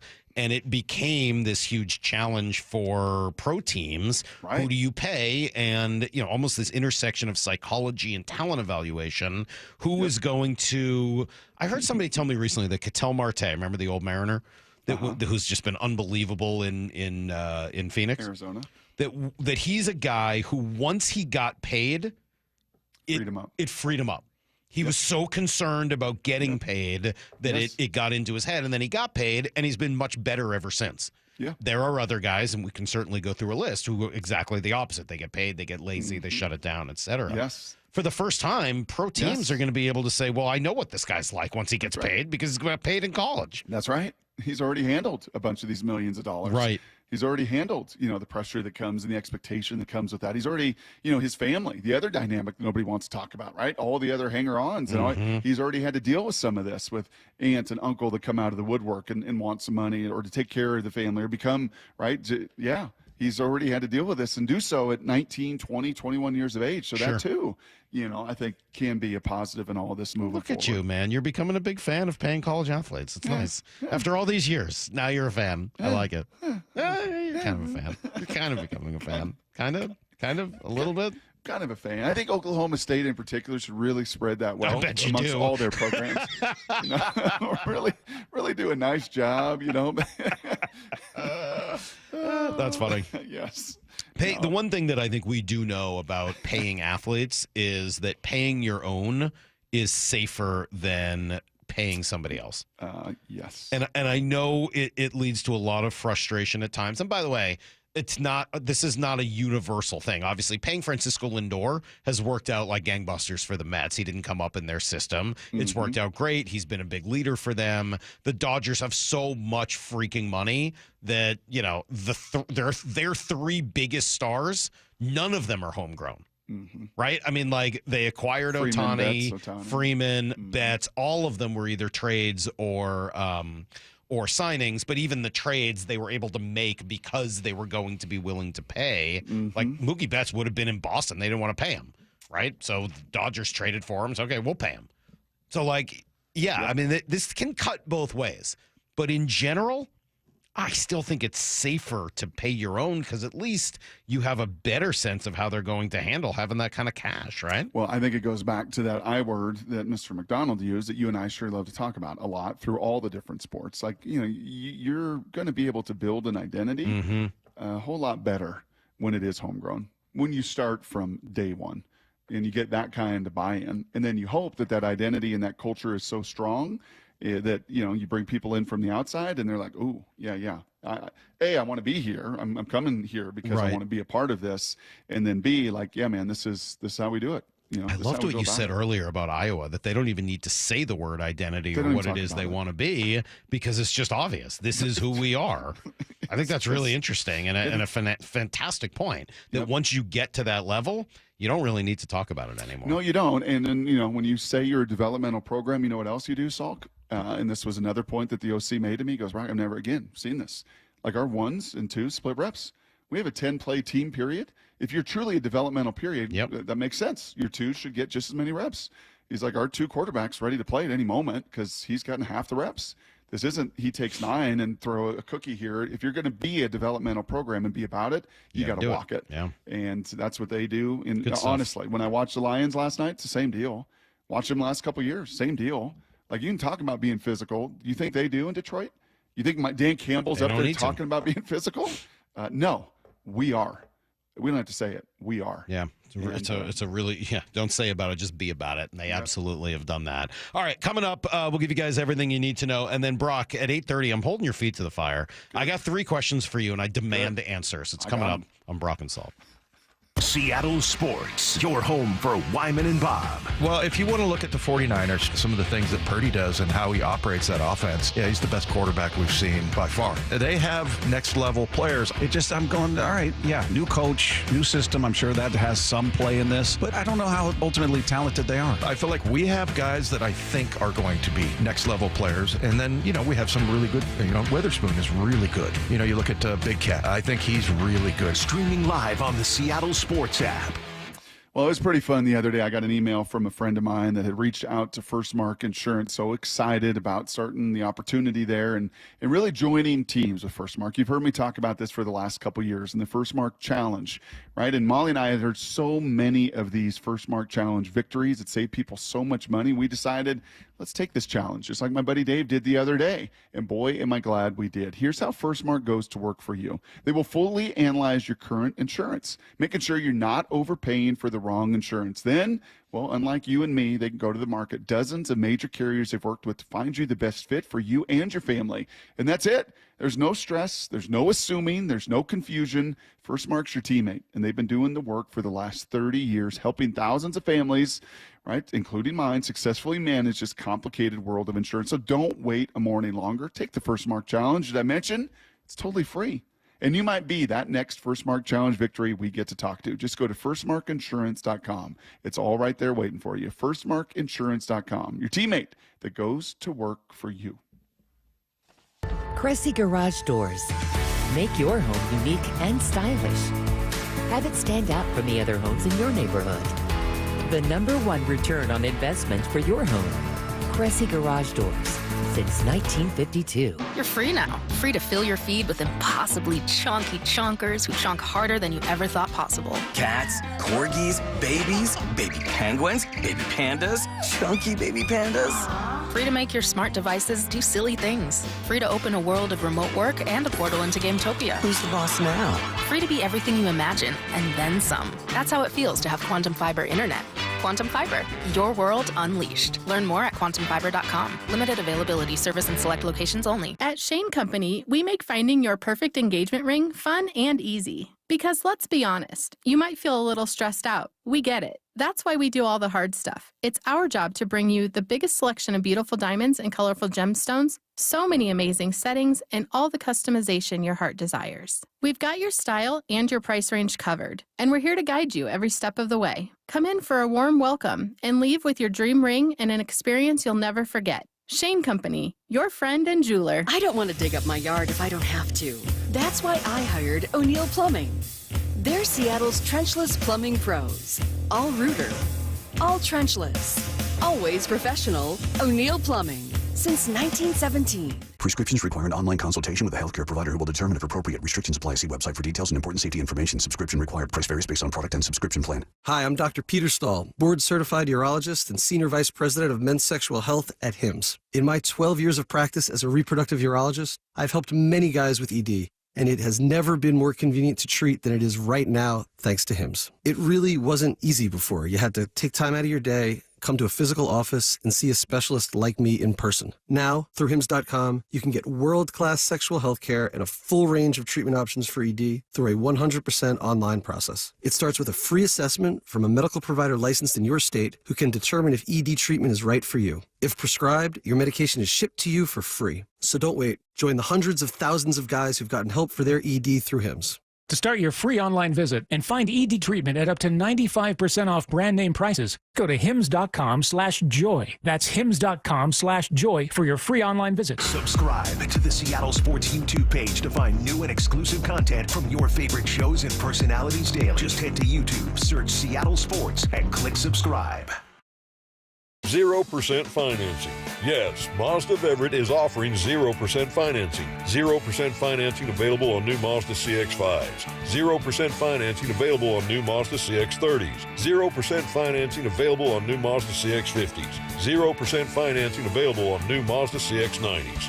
Shop over 600 new Mazdas available with 0% financing. Shop MazdaofEverett.com and click Get the Mazda of Everett price. MazdaofEverett.com. You're losing your hair and you want a simple solution that works, and you want the best. Modern technology, top-rated physicians, something that's guaranteed to work. Guys, you need world-class Dr. Parango and his team at Advanced Hair. Advanced Hair has completely redefined hair restoration, from the experience itself to the unmatched results. Receding hairline, bald spot, thinning hair.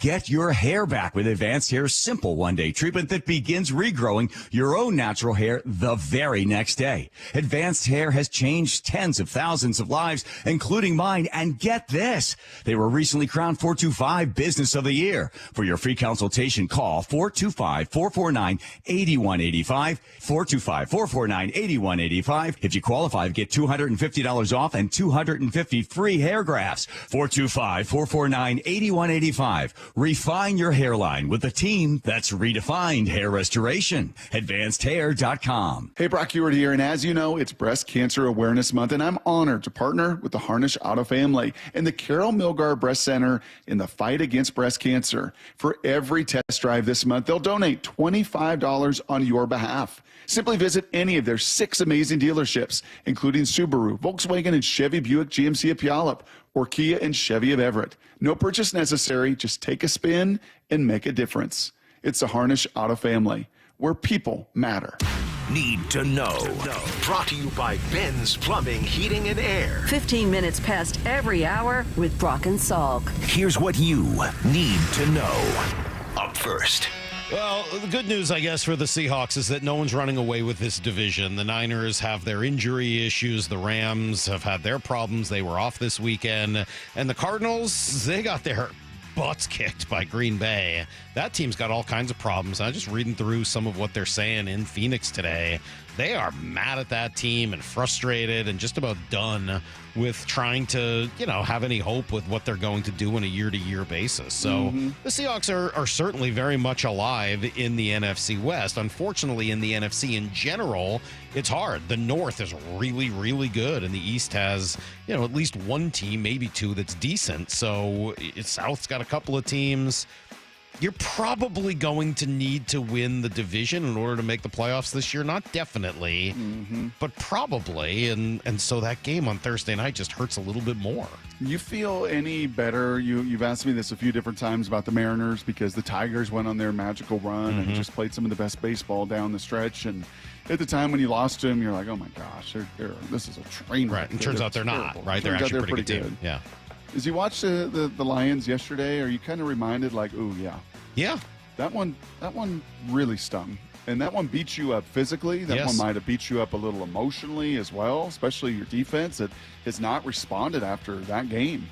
And then you see them take their game to Dallas and do the same thing to the Cowboys in their building. Worst loss ever. I think every team that they've played has lost the next week. Yeah, that was Chris Long on his podcast. Yeah, I mean, like they beat the heck out of you. And we've seen that from teams. Seahawks used to do that to teams when they were at their very best. You wouldn't just lose that game. You'd lose the next game, too, because of the physical toll that it took on you. Yeah, I mean, I said after that game, I thought Detroit was going to win the Super Bowl. And, the only thing that's holding me back from that at all was that Aiden Hutchinson injury yesterday, which is a huge bummer. News this morning is that he underwent successful surgery on his tibia and fibula. He will not, there's no timetable for his return, but they said he is expected to return to football. It is not expected to be career ending. Maura Lyle, family discussion here, Salt. Could you watch the replay of it? No. Did you watch a replay of it? No, I just sent it to Heather since she'd had her tibia fibula break. I figured she would just want to watch it herself. I saw people say don't watch it, and I listened. Wow. I saw a couple replays of it, and then that was enough. Like, I saw it once or twice. I was like, all right, I'm good. I wonder if his teammates told him to get up the way I told Heather right after she hurt herself, before I realized how bad it was. She's still sitting on the ground, the stairs in France. I'm like, okay, well, you got to get up. There's people. She's like, I can't get up. I've snapped my leg. I was like, oh, geez, I'm sorry. I had no idea. Here's the second thing you need to know. Me. Huh? You're embarrassing me. Get up. Well, no. I mean, like, literally, we're in a crowded subway, and people are, like, walking everywhere. I was like, I thought she had just, fell. Twisted her ankle. Right, twisted her ankle or fell. I didn't know. At the moment, she was walking behind me, so I didn't see her go down. Remember you showing me her x-ray? Oh, it's brutal. Plate and screws? Same deal for Hutchinson. It's got to be, yeah. It's awful. Yeah. I hope they give him more painkillers than they gave Heather in Paris, because they were a little stingy with the painkillers. Brock, speaking of stingy, the Iowa defense pretty stingy with the Huskies on Saturday. They allowed just 16 points total, only 6 in the second half, and then they just ran the ball throughout. I mean, if you listen to Jed Fish, they ran so much, he could only remember one word afterwards, and apparently it was certainly. It certainly wasn't based on us practicing against the pass all week. We certainly had a great idea of who they are and what they are. They did a nice job executing. I think they got us on a couple calls that, we might have missed an assignment here or missed an assignment there, or maybe they just got through. They got an outstanding running back. Obviously, I wouldn't know until watching the film exactly how they got to the 220-yard mark or whatever they ran for today. But we certainly knew that they were going to be that type of team. They were going to run the football, and, they certainly did that today, and hats off to them. Yeah, a bunch of certainlys, and the play he's referencing is there right before half when the game's 14-7, and you had missed a field goal, you'd driven the ball, you'd done a lot of things very well, kind of just played the game the way you got to play it there, and get it to the fourth quarter, know it's going to be a tight game, and, well, then they run toss stretch, and your safety and corner don't make a tackle, and there's the 50-something yard run that sets them up to go up 17-7, and yeah, it was just kind of downhill from there. Ducks survive, late drive by Ohio State. They win as time runs out. Weird play, right? I mean, quarterback's got to throw that ball. You can't run and then hope that you're going to slide and get a timeout. Yeah, it's one thing for the youngster in Tennessee who did that 2 weeks ago out at Arkansas, who did the same thing. Like, you've got to throw in the end zone. You got to. In that case, they need a touchdown. This case, they just needed a field goal. And for a fifth-year guy like Will Howard to not know the clock and know that, hey man, this ball's got to get out of my hand in a hurry to at least give us a chance for a 60-yard field goal. Yeah, kind of weird. Mental error. Here's the third thing you need to know.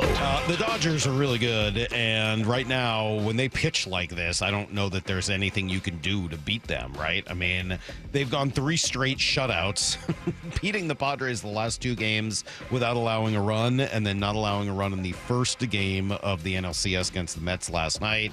They tie a postseason record 33 consecutive scoreless innings, and oh, by the way, they just score 9 runs because they can. I felt this way when they swept the Mariners down there in L.A. Remember coming out of that series, I'm like, they just know they're good. Well, they are. They spent $300 million being good. And it's not just like, hey, man, we gotta scrape one out here. We got to take that extra base there. We got stupid, right? In some ways, honestly, like, I know there's frustration with Mariners not spending enough money, and that's a side conversation. It doesn't make sense to have a league where some teams spend $300 million and some teams spend $50. It just doesn't make sense. No, it's just kind of dumb. Well, it's all a matter of choice. I know that, but it's just kind of dumb. And it's a dumb way to run a league. And when I heard Teoscar say this, I was just sort of laughing. This is after they beat San Diego. Teoscar, you signed here for moments like these. To homer in this game, experience what you're experiencing right now. What does that feel like? Oh, it's amazing. I know since my first day with the Dodgers that this season is going to be special, and here we are, going to the National League Championship. Really? What was the clue? Was it the $300 million that they'd spent on their payroll? You were able to somehow deduce that it was going to potentially be special? No kidding. Was that an AI reporter? I don't know who that was. You've been a big spending money doesn't mean you're going to be good advocate. It doesn't mean you're going to be good. It doesn't. Thank you, Maura. But $300 million compared to 50, it just. If you were Teoscar, would you not also want to play with Shohei Ohtani? I would. Yeah, I would. Maura, he's in a good mood. Don't say something like that. No, I know. I'm not saying it's everything. Have you noticed how good a mood he's in on this Monday, silly. Maura? Like he's in a great Sorry, mood. you're right. There you go. That's everything you need to know. Let's not upset the apple cart, Maura. Let's not do it. I am in a good mood. I feel great today. I know. Yeah. Yes, you do. I love it. You got joy with you today. Don't feel so bad, Salk. I collapsed butt naked in my house after a shower. My wife came over and kicked me with her foot and said, "Get up." I spent the next week in the hospital. What had happened? What made you collapse? You're kind of burying the lead here. 360. What was it that was so awful that made you collapse? Or was it the kick that made you spend the week in the hospital? All right. Brock, I got 3 questions for you. And I got a confession. Oh, you do? At the end. Another one? Another one? What do you mean another I thought you'd one? already confessed. No, I haven't confessed. Oh. No, I screwed up. You did? I did. I really screwed up. Oh, no. Yes. All right. Brock's got a confession. As you may have heard, it's bad for the reputation, good for the soul. That's coming up along with, I'm going to pester you. I need you to answer these 3 questions about the Seahawks. It's Brock and Salk, Sales Sports on 710. Seattle Sports, your home for Bump and Stacy. For the rest of the year, the Hawks will be tested in that box. Teams are going to line up and say, let's run that thing and see what happens. Coming up next week, you got Algier in the backfield, you got Robinson in the backfield. You think Atlanta ain't going to test you and run that rock and say, everyone else is doing it, let's see if they can stop it. Until you show that you can stop something, teams are just going to attack you, and that's going to be the challenge for this team going forward. How you win games consistently is by having a few things that you do very well. And right now, Seattle's got one thing. On Seattle Sports and 97.3 FM HD2. You know, someone asked me the other day, do you know how many devices the average home has connected to their Wi-Fi network? It is way more than I thought. So I actually went home and counted how many connected devices we own. It is more than a dozen, all to keep us connected to the good stuff. Our streaming, our gaming, all our interneting, you name it. And Xfinity knows that the number of devices we have connected to our internet is only growing by the year. And that is why, well, they engineered their gateways to handle hundreds of connected devices. Hundreds, for real. And now through October 21st, get fast, reliable 150 megabit Xfinity internet for just $19.99 a month for 12 months with a 1-year contract. Make sure your home Wi-Fi can handle everything you throw at it, and then some. Visit Xfinity.com, call 1-800-XFINITY, or visit a store to switch today. Xfinity, bring on the good stuff. Some restrictions apply. Requires paperless billing and auto pay with stored bank account. Equipment, taxes, and fees extra after promo. Regular rates apply. Currently, $54 a month. Actual speeds vary. Make the call to 1-800-XFINITY. Hey there, you in aisle 2. I see you by the fiber and laxatives. You still using those to manage your constipation with belly pain? If your symptoms keep coming back, you may have irritable bowel syndrome with constipation, or IBS-C. So you may need more than over-the-counter treatments to manage it. Ask your doctor about how Linzess can help you get ahead of it.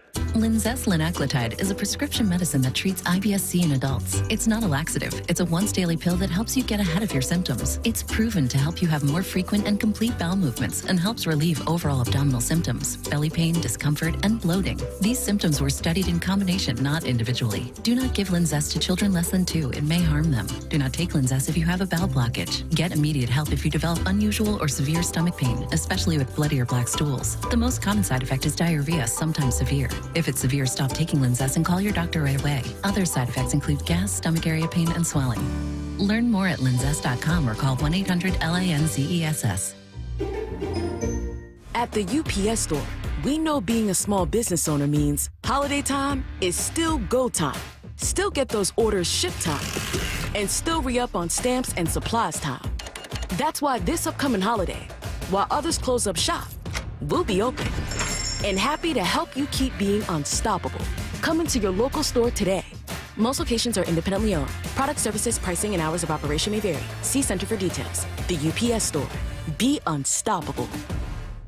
Everywhere you look, things are getting more expensive.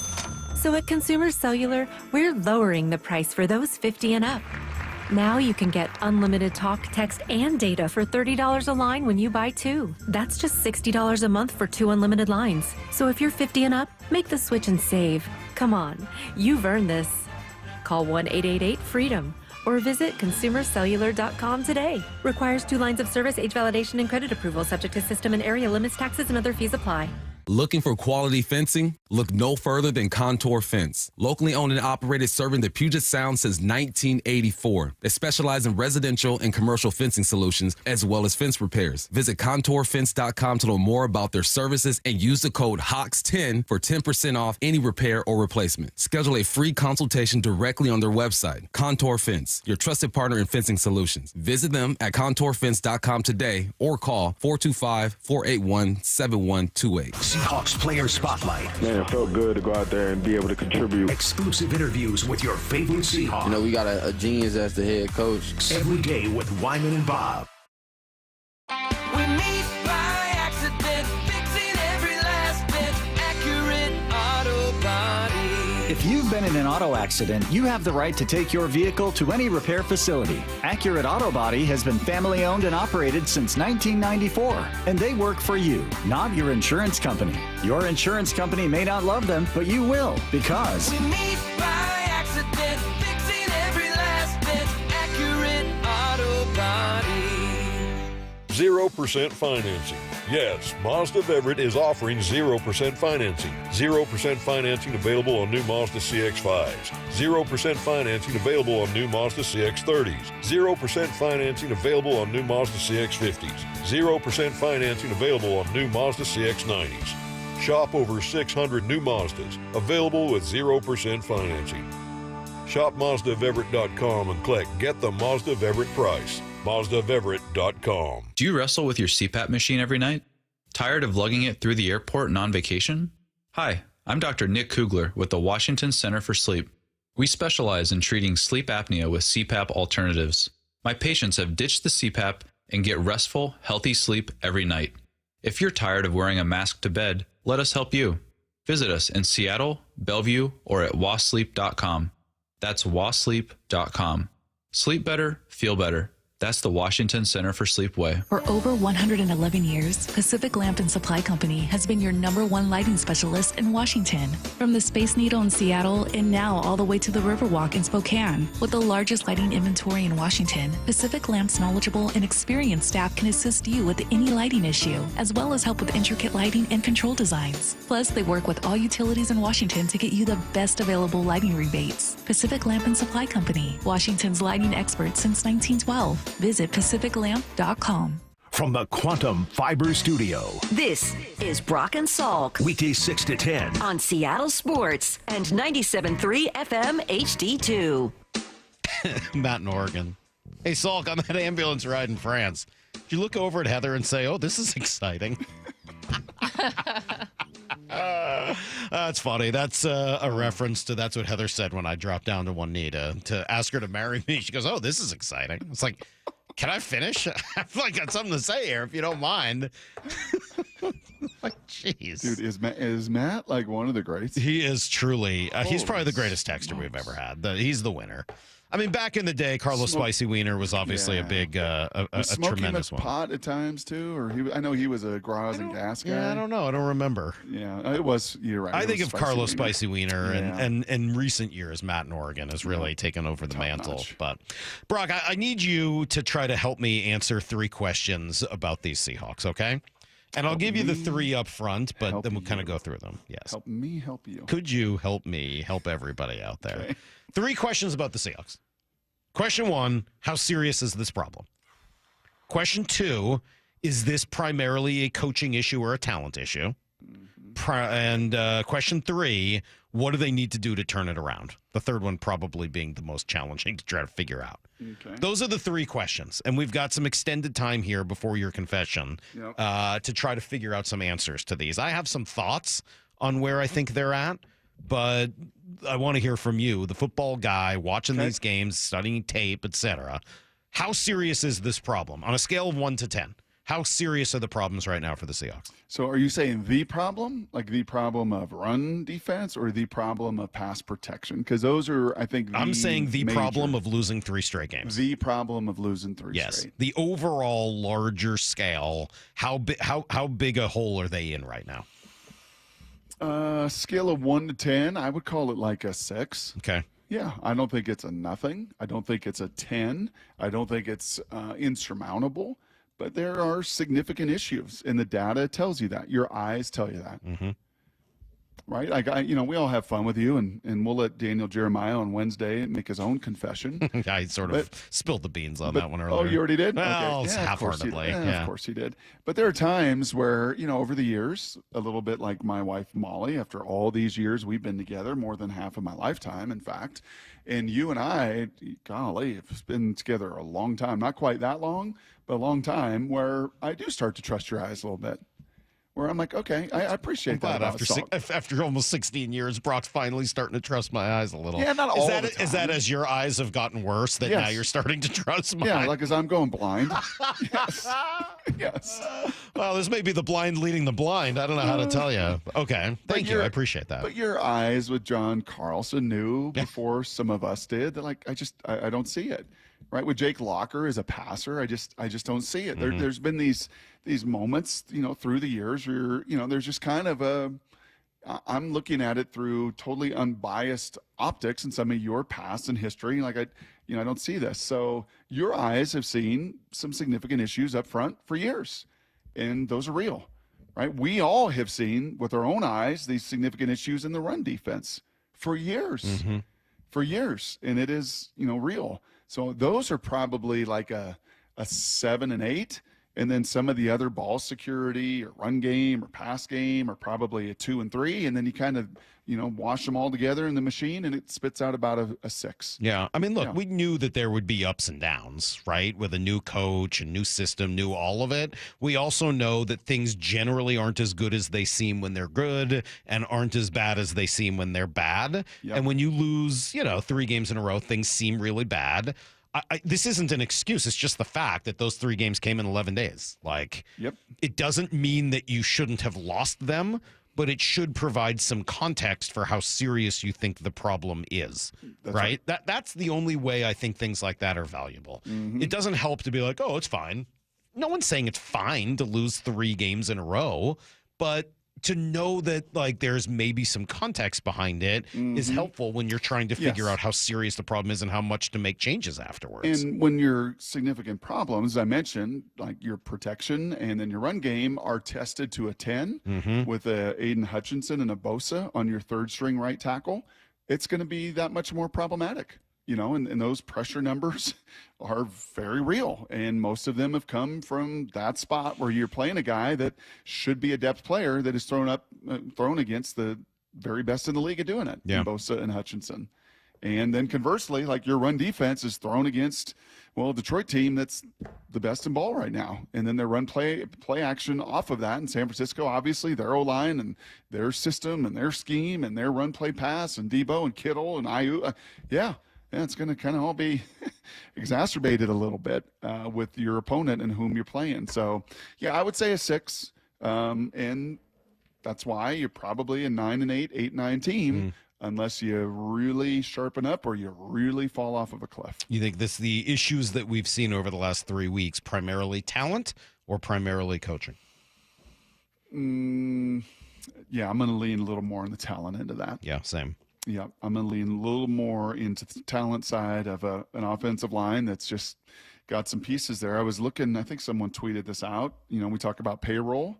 I think you're committing to this offensive line something like $22-23 million bucks. Obviously, Cross is still on a rookie contract, and Lakin's on a 1-year deal, and Connor's on a 1-year deal, and Bradford was a 4th-round pick on a rookie contract, and your right tackle right now is on his rookie contract is a late round pick. So I think you're like 23 million across the whole board there. I think Jamal's getting paid. You paid him 20 million, right? So, or 18 million. That's a spot where the talent you've tried to, once again, just kind of get the most out of some of the least, and it's been problematic. And then throw in the injury to Abe and throw in the injury to George Fant, and it just really throws a little more kerosene on that fire. It should definitely get better, though, when you pay DK a ton of money. Okay, we'll come back to that conversation maybe a little bit later. But I think I'm with you. And then defensively, your 2 linebackers are also on 1-year deals. That's kind of what the market, was willing to pay those guys. The market is what the market's willing to pay for a reason. And I think, unfortunately, some of their limitations against the run have been exposed and shown up a little bit. And, I'd lean a little more on the talent than I would the coaching end of things on that. Yeah, I think I'm probably with you. And that's not going to get fixed this year. Right? I mean, that's not going, that you can't do that much about the talent over the course of the season. You'll get Byron Murphy back, which would be nice. Maybe Abe Lucas at some point, although, again, I think he's more of an idea than a reality. Is there a linebacker you could trade for? Maybe, but do you really want to? A 3rd-round pick or 4th-round pick? You got some compensatory picks there in that 3rd and 4th round. I better be real sure that it's a guy that's going to be here long term, if that's the case. So we never talked about it last week, but even just as depth, is Devin White an interesting idea? Big name. I mean, he was a name, right, that 2-3 years ago was as hot as anybody. Where is he even at now, Lyle? Is he still kicking around? The Eagles released Eagles him. just released him. That's why I was kind of asking. Now, so he hasn't played that great the last couple of years. Exactly. He was a big part of that 20 Bucs defense that won the Super Bowl. He hasn't been great since then. But just his depth and knowing he has probably some upside left, it was just an idea. Yeah, I mean, if a team is willing to cut you at a position across the league that is so thin and barren, that's probably a bit of a red flag. But, would he be in here for a workout? Is that something that you might entertain and look at, as long as it's not any off-the-field stuff that they know that none of us know? Yeah, sure. I mean, in 14 games last year, he had 2.5 sacks and 83 combined tackles for Tampa. But he got beat out by someone else for the Eagles. Yeah. Yeah, so that's worth considering, because that to me has been some of the real challenge area. Well, all right. So I tend to agree with all of that, but I'll at least play you some sound the other direction. Sean Alexander talking about the Seahawks thinks they've got plenty of talent, especially on offense. It's wild. You want to know that the defense is solid, but then you're like, wait a minute, you got these great receivers, you got two really good running backs. I feel like we don't score enough early. Like I feel like it's never really like comfortable, and then you let the defense just kind of go after it after there. So yeah, like it's been hard watching my crew for these last 3 weeks. Yeah, I mean, Detroit, they kind of went up and down the field. The opening drive against San Francisco, you go down the field and you throw a really bad interception that you're trying to force the issue there. And then, Salk, you have said this over the last couple of years, that on a Sunday where you're not watching the Seahawks and you're just flipping around watching these other games, what doesn't look the same? Well, it doesn't. The offensive lines and the amount of just pressure. Now, the bad teams, it looks the same. Yeah. Like you're just getting hit and you're getting pressured and, you're getting. Well, and I think it's somewhat ironic that Sean Alexander, of all people, is not talking about the offensive line when you're talking about the talent. Right. And that's not to take anything away from him as a running back. He was a great one. Yep. But a pretty darn good offensive line in front of him with a couple of Hall of Famers on the left side and Robbie Tobeck and everybody else. Like, I mean, he, of all people, should know the importance of that position. Yeah. So. And again, you look at, if you take Pro Football Focus for what it is, but what it does give you is, they typically grade and evaluate across the entire league. Yeah. So it does give you, and you may not like it, you may not agree with it, they may not know everything. It may be very difficult, especially on the O-line, Salk, when they don't know every protection and what every call is made. And I get that, but that's across the league. So it does at least give you a comparison tool. And your Pro Football Focus grades up front on the line of scrimmage, save for Charles, they're pretty rough. Pretty rough. They've been pretty rough. Pretty rough. All right, Brock, third question. What do you do to turn this around? Yeah, you get healthy, which they're going to. You're going to get some of these pieces back. Fant is not going to be out the whole year. Lucas, I think they're trying to figure out, Salk, with this bye week impending. There's a certain time frame that when you activate someone from PUP, they've got to be back and playing. So that kind of comes into play. There's got to be an assurance that once they start that clock, that Abe will be good after those 21 days. So you can get him the final, hopefully 5, 6, 7 weeks of the season. So I think that is super important, is this team's got to find a way to stay healthy. And I know that sounds like cliche and that's everybody in the league. No, not quite everybody. Kansas City can get away with it. They can cover some warts and some ills. Detroit can get away with it. They can cover, they're 3-4 years into it. They've developed more of a fully bloomed culture and roster and everything else. Like, you're in the infancy stages of building your identity. And to me, it's hyper important that these guys practice. It's important that they're healthy enough to get the work in on Wednesdays and Thursdays. I think it was Tyler Lockett over the weekend or after the game saying, yeah, man, there's got to be more intensity and purpose in our practice, our walkthroughs, our details. Like, you've got to be on it. And it can't be like, well, half the guys are in baseball caps because we can't go. Like, no, like, we got to go. So, I think staying healthy for this team over this next 10 weeks, and healthy not just to hopefully get to game time and play, but actually healthy enough to focus and practice. Interesting. Where that stuff's built. Kind of back to Iowa, right? Like, you can talk about being tough and you can talk about doing all this, but then you can actually on a Monday, Tuesday, and Wednesday walk it and hit and work and have intensity so that by the time you get to Saturday, you're so confident. You're like, I can't wait to move these guys off the ball. You want a fun little story time? Yeah. Quickly? Kirk Ferentz. Kind of gets critiqued every once in a while for being boring and just doesn't say much, and he's pretty vanilla. Get in a coach's meeting with him, do your homework, and you get great stuff. So you've heard of the Joe Moore Award.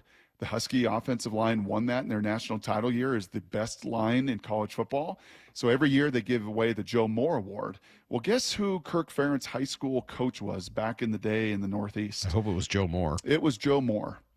And I said, I'm curious, Kirk, if I could go back and watch your high school practice with Joe Moore, would I see some of the same stuff 40 years later out here on this Iowa field on a Wednesday? And he's like, well, the difference was we did it on the asphalt. So we would spend Monday, Tuesday, and Wednesday like on the pavement, seriously, outside of school, doing the mirror drill and the strain and drive drill. And guess what we're doing on Monday? Now we're on grass, but guess what we're doing Monday, Tuesday, Wednesday? The mirror drill and the strain and drive drill. And they're still doing it. And you know what it is? Highly effective of building really physical people that know how to move another man off of his point against his will. And that's been what they're about. So I really hope that these guys, if Mike McDonald, to your point, when you asked him about that I word, you want to be physical, that doesn't happen by talking about it. It doesn't happen by half the guys being out wearing ball caps. It happens by actually straining in practice. It happens by actually doing those fundamental things with a level of intensity so that when you get to game time, and I could sense it, Salk, in warmups. I could sense it when those grown men who have started 44 games and 45 games and 50 games and 38 yeah, they all play together. They all work together. This is what we do. So they go into practice or on the game field against the Huskies. They just mow them down. Just blow them right off the ball because this is what we do. So that to me is going to be a big part of the fixin' is these practice reports, I hope don't have 25 guys on them every single week the rest of the season. Yeah.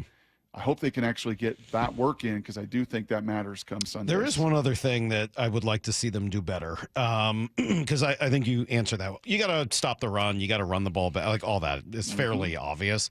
You got to stop sucking on special teams.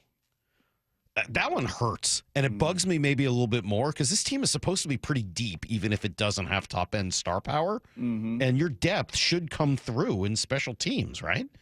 It should, and that one I would say has been hit or miss. I would say that has been maybe it's been a net negative.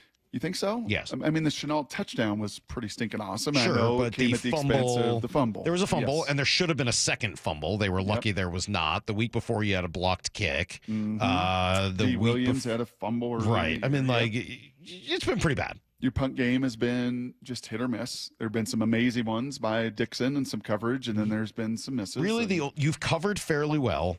And you've obviously, I mean, Meyer's been pretty good. No problems with what he's done. Yep. Your special team's not been great. Nope, it's got to be a net positive. Yeah. For this team. For this right? team. To win this division this year, that's got to be not net neutral. That's got to be net positive. Confess, Brock. Confess. It's time. I want to hear what you did. I mean, this is one of those I feel like I could get away with. I only got one tweet about it. You didn't talk about it. I'm like, if I don't mention it, we can just let this go. Oh. Does it happen on our show? No, it Oh. didn't happen on our show. Well, that's probably why I didn't mention it. I know. It happened in the game on Saturday. I didn't get to watch your game on Saturday. Believe me, I would have liked to have. Maura didn't watch it. Lyle didn't watch it. I mean, it used to be where Justin, was he's such a sweetheart, right? That even if he didn't want to watch it, at least he watched the game so he could kind of say something. Just happens to be out and about at bars quite a bit on the weekends No, that's already, true. so it makes it easier to see your Maura, game. I'm not asking you to watch my games, okay? I'd rather you spend the quality I time saw with your Chris. game last week. Spend the quality time with Chris.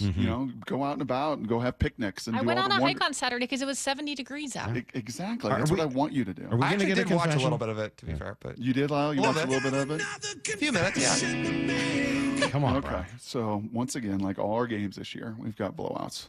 Since the opener, we've had really nothing All but blowouts. Yeah. Oklahoma State was down 20, came back, kind of made it look close against. It was just we had gone to the bucket list material that we go to, and we get paid to do blowouts, right? That's where the work's got to be done. Right. That's where during the course of the week we got content, we got stories, we've done our homework, we got unique things to go to that haven't been told. So we get to about 3 minutes left in the game, Salk, and I'm like, all right, I gotta do this. Maybe he's watching. Obviously, he wasn't watching because he didn't send me a text either, or he was so embarrassed by me butchering something as badly as I've ever done. Oh, on a no. broadcast. What did you do? I butchered it, Salk. I totally butchered it. So we're about 3.5 minutes in to the final. It's gone. I know it's the Huskies, so maybe there's Seattle folks still watching. And I said, you know what? I got to pay homage to one of the greats in Seattle radio. Used to be a peer of mine at our station. This is where he would say something along the lines, and I was quoting the great Dave Grosby. Of course. Because it's Iowa. And you know what Iowa does every year, Salk? They win. Do they win national championships? Nope. But they win a lot of games. And what would the Gras always say? Don't get tired of winning? Don't get tired of winning. Yeah. What came out of my big fat mouth? Oh, no. After I just do this beautiful setup for the Gras father. no. One of the greats in radio. Oh, no. I said, don't ever get tired of losing. Oh, no. And I was like, no, hold on a second. That doesn't sound right. Like it came out of my mouth. And I'm like, no, Jason, I screwed that up. Don't ever get tired. Like, oh my God, what am I doing here? Oh, then it kind of finally hit. And like, wow, did I butcher that? I think I even said, wow, did I butcher that? Don't ever get tired of winning, right? Jeez. So I circled it back around. That's bad, though. Bro, it was as bad. It's pretty bad. It's anything I've ever said on that's the air bad. in real time. Yep. So, Graz, if you were listening, These are my confessions. I'm sorry, man. I butchered it so badly. Jeez. I tried to do something nice. Well, he's not I did. up now, so you can pretty safely say that. Grod's fast asleep right now. He was probably sleeping. He was a morning game on Saturday. He was probably sleeping then, too. This confession was mostly just a setup for Brock to try to figure out who all was listening Right, to him. yeah. It's kind of weak confession. Like, I misspoke. Bro, no, it was not. It was as bad as I've ever done. It's just a misspeak, and you correct it. Like, no, whatever. no. For the final 3 It's minutes not like of the game, on your first show ever in Seattle saying Seahawks instead of Mariners or something. I mean, like, this isn't that We're gonna have serious. Percy Allen right about that. You're right. But I did turn to Benetti during the timeout afterwards. I'm like, I'm going to get killed. Saul's going to kill me all week. We're going to play that I over. wouldn't kill you for that, dude. It's just a and misspeak. over. No. You talk for 3-4 hours. It happens. Yeah, it's Like, bad. whatever.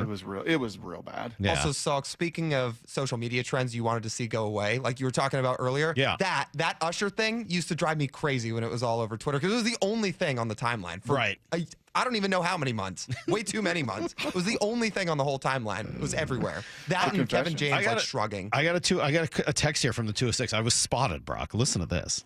206. Pretty sure I saw Salk picking up a couple boxes of Oreos when he should have been supporting his co-host and watching the Huskies play. That's true. You caught me at QFC picking up 2 things of Oreos. But they weren't for me. They were for Cecily's hockey team. I had dropped her off at hockey. They got to get there early. I had to go pick up stuff for the party afterwards. I was assigned to bring cookies, and I brought 2 things of Oreos. And then I drove back over to Cecily's game in order to watch her play. So I decided to go with my own family's game rather than watching Brock do his game. And I apologize for that, but not really. Yeah. You don't have the YouTube app. I don't know that I like being caught, though, picking up Oreos at the grocery store. I told Moore and Lyle that I ran into a lot of Brock and Salk listeners this weekend, but I didn't know one of them was stalking me while I'm just buying groceries. How do you think I'd feel? Before I had a boyfriend, someone texted in they saw me on a date at Magnuson Park. That's true. That's kind of weird. They were right. Yeah. I was like, you did. I mean, not worse That's than if creepy. it'd be worse if they saw you on a date at Magnuson Park with somebody else now. Then you'd have to explain that, right? I mean, that would be a whole different thing. Yes, it's weird to know that people are watching you and you don't know about it. I'm not a fan of this whole Oreo observation thing Oreo at all. gate? Yeah, now I got to be a little bit more careful of what I do in public. Sure, Maybe because I they're have thinking, to... what about Dr. Coogan? That's What right. does Dr. Coogan think about these Exactly, boxes and they of weren't Oreos? for me. They were for the kids. I was doing something. Oh, you want another confession, by the way? Yeah. Yeah, my carnivore diet lasted 3 days. Go to Iowa, I'm eating French fries, street tacos, Kit Kat bars. Disgusting. If you were to buy 2 packages of Oreos, 2 big bags or boxes for the kids. Yeah. I went 1 double stuff, like the big one, family size double stuff, because it's hard to beat. And then the other, I was like, I wonder if the kids would like birthday cake flavor. And so I went with the birthday cake Oreos. They were not as popular as the double stuff. And then I started feeling bad about it. Yeah. I was hoping they would have some sort of a an orange Halloween looking Oreo, but they didn't. So it's kind of all I have. Always go double stuff, Salk. Always. That's kind of what I think. Now, they also have these mega stuffs, which seem like they might have too much cream in there. Oh, interesting. I know. And then the real actual goat of Oreos, if you can find them, are the chocolate dipped Oreos. Those are insane. Oh, whoa. Those are freaking insane. I've Don't never buy tried them. this before. My sister's a big fan of putting them in the freezer. Just I've seems never like done they'd that. be extra crunchy. I mean, I would try it, but yeah. 509 says it's called fame, guys. You've earned it. No, I don't think it is. I think it's just straight up creepy. And 206, I'm not having any of this. Stop stalking me when I go to the supermarket. All right, I've been very, very happy, but I've got some sound, Brock, that's going to make some people upset. It's next on Brock and Salk. The Seahawks fell to the 49ers, but the division is still up for grabs. Fires, got his man, touchdown!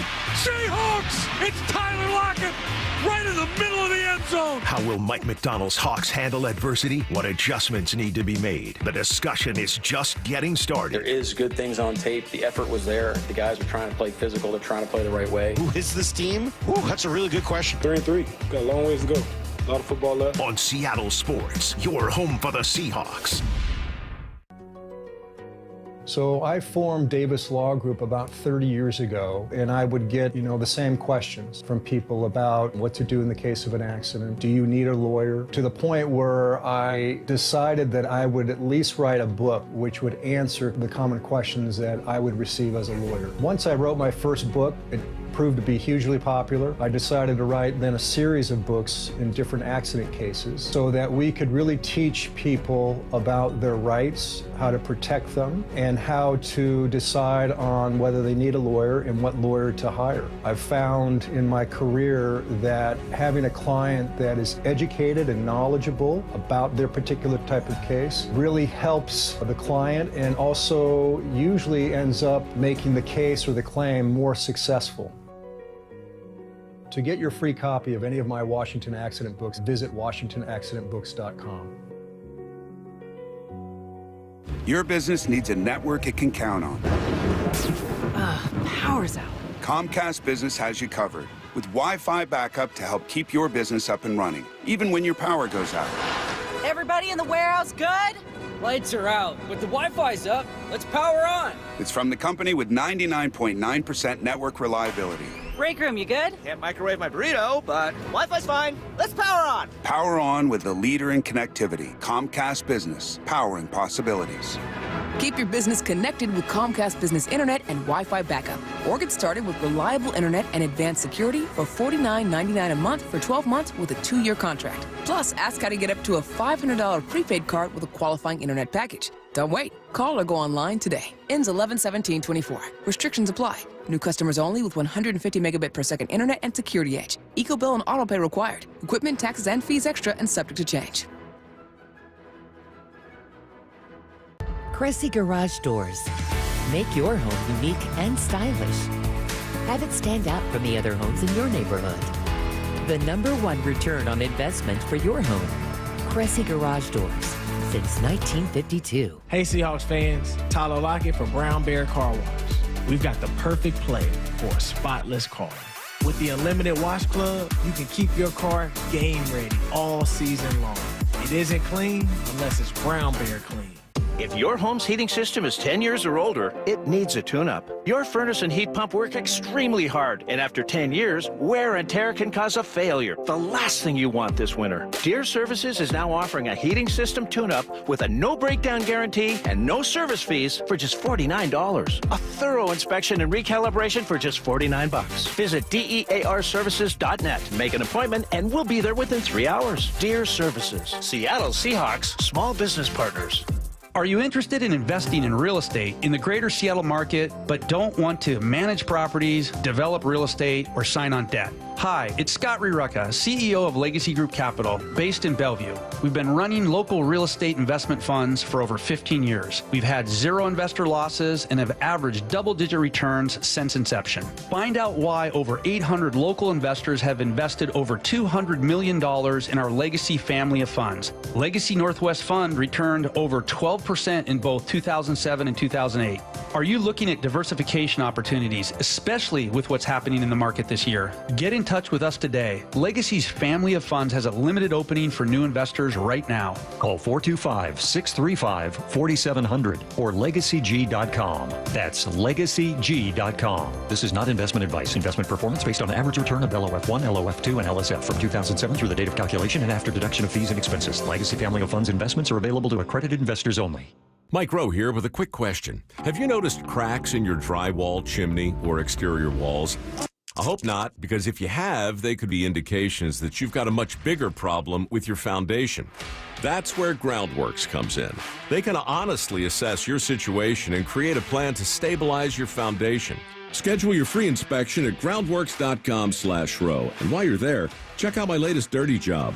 It's a good one. Licensed in all states where work is performed. See website for details. Research shows well-maintained trees significantly increase home values. So there is such a thing as a money tree? Find your next money tree at Big Trees, Washington's premier tree sales and transplant company. So while money doesn't grow on trees, reap the benefits of a yard landscaped with trees and increase your property value at the same time with Big Trees. For hours, directions, and to find your money tree, visit BigTreeSupply.com. Beauty, privacy, instantly. Big trees. Let's go! This is Seattle Sports. Streaming through the Seattle Sports app. KIRO AM Seattle. KIRO FM HD2 Tacoma. Home of the Seahawks, Mariners, and everything Seattle sports. This hour is brought to you by Muckleshoot Casino Resort. Get his freaking auto! From the Quantum Fiber Studio, this is Brock and Salk on Seattle Sports. I don't read the internet, guys. Take the bull by the hands. Styled by Simply Seattle. And Brooke Eward. And Brooke Eward. Now here are your hosts, Brock Eward and Mike Salk. Yeah, see, they do have a pumpkin Oreo. They just didn't have it at QFC. Okay. Who would have ever thought the paparazzi would stalk Salk? Not me. Brock and Salk fans cook your meals. We haul your trash. We connect your calls. We drive your ambulances. We guard you while you sleep. Is that Fight Club? I think that's Fight Club, right? Oh, yeah, it says it at the bottom. Yeah, before you get creeped out, these lines are from Fight Club. I remember all that. Yes. Yeah, all right. Good and if stuff. you buy a couple boxes of Oreos, head on a swivel. Shish. So next time, head on a swivel. It's a good thing all I was buying was Oreos and not like something worse for me, right? I mean, like, and again, they were for the kids, but geez, I mean, like, it's a good thing I wasn't out buying something more serious. I remember one time, Molly and I were in between AAU games, and there was like a coffee shop next to the weed shop. Yeah. And I think they had like, it was either drive-through weed or even just like, like the vending machines. Vending machine weed? Yes. And we saw like one of the moms at the vending machine, like, oh, okay, all right, now we know. Yeah. Now we know in between games. I mean, weed legal, much like Oreos. So, like, I don't feel like I have that much to be ashamed of. But I'm glad you didn't see me, like, stocking up for a party and buying, like, 5 bottles of bourbon or something. Like, hey, Salk, you're here at QFC. You're buying that much bullet? Wow. Okay. Yeah. That's a lot of rye, but if that's what you think you need. Oh, like I saw at the Walmart in Stillwater with the frat boys that were buying, like, 52 boxes of Franzia. I'm like, what are you guys doing with this? That's a lot. That's a lot of gross wine. And they're like, the girls like it. That is a hangover in a bag. All right, what's the sound you got that's going to make me I got mad? a few. So Friday, Brock, you weren't here, but Friday, there was a lot of DK anger. On the phones, on the text. Yeah. People are like, oh, Salk, I'm coming around to your point of view on DK. And I know there was like a lot of expectation that I was going to kill DK on Friday, and I didn't. He played a terrible game, don't get me wrong. And, he's screaming at the coach, and he's sitting there on the bench. It's all a mess. Yeah. Nothing new, but and I sort of chuckle at you, and I'm sorry to do it because you've been very nice to me today. And I am sorry to chuckle at you a little bit, but your take from a few weeks ago that, it's turned a corner and he's matured. And I'm like, yeah, whatever.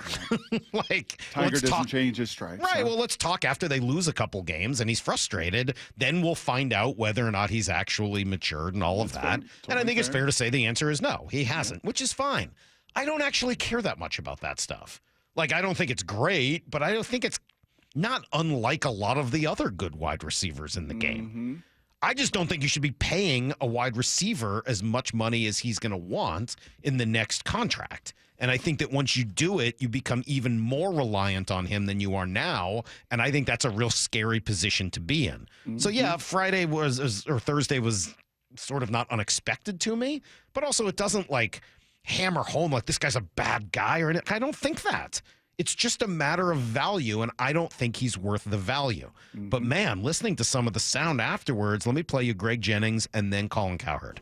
First, Greg Jennings. This is on – where does Greg Jennings do his thing, Maura? I have to look again. I put it – it's I know you Schlereth's new show. Oh, yeah, it's Schlereth's show. Yep. The breakfast ball. The breakfast thing with him and Danny Parkins. Yes, breakfast ball. It's really good, actually. And Danny Parkins is great if you don't know him. Here's former wide receiver, great wide receiver, Greg Jennings coworker of mine. on DK. In my opinion, If DK Metcalf would have shown up last night, and I know he made some plays, but he had 3 catches on 11 targets, and I want you to look at the back end of some of these plays. Sure. Because on this one right here, this is the 2nd and 10. If he catches this ball, he's gone. He's not known for his hands. He's more of a body catcher, which is frustrating for a receiver like myself. And then this one, everybody saw this one. This was the underthrow by Geno. I'm not excusing that. But if you're DK Metcalf, you're a big body frame, go get the ball, attack it. This one probably bothered me more than any one because it's going into the half. You really need to score. You need 7 points. Again, big body frame. If you go up with your hands, DK, you don't even have to jump as high. Your feet stay close to the ground. You tap the ground. You get the touchdown. You go in at half only down 16-7. Yeah. You needed those type of plays from DK, and he didn't make those last night.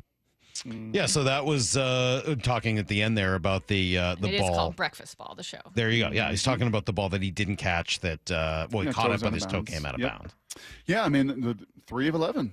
3 of 11. And, oh, by the way, and I wasn't trying to make excuses Friday, Salk, on that play and the interception, right, to DK. I think it's pretty clear now. Most of the consensus from most people watching the tape says that's on DK. Well, and I got a couple things here. I got Mike McDonald, who we asked him. He was pretty short about it, but I think he makes it pretty clear when I asked him who was responsible. Yeah, it's a team pick. It's a team pick. And so we're just not sharp enough, you know. And it's really that simple. Again, it's indicative of where we're at as a football team. All right. Well, that I think makes it pretty clear. And then Brian Walters was on Friday as well. No, I still think Geno's been one of the best quarterbacks in the NFL this year. The numbers don't really lie about that. This was really his first game that he just wasn't as sharp as we've seen. The very first interception on that first drive to Tyler Lockett, that's a throw he can make. I think the interception toward the end of the game wasn't all Geno's fault. I don't. As a receiver, not to knock DK too much on that, but I think DK would be the first to admit he's got to stay flat on that. He's got to be quarterback friendly is what we call it as a wide receiver, where when you run these 10-yard, 12-yard dig routes, he's got to come straight across the ball and almost lose yardage. And that way the defender can't undercut you. You think DK would say he's got to be QB friendly? No, but I appreciate Brian saying that. Yeah, I mean, that's like the thing as we've said, right? Like he felt like he was wronged.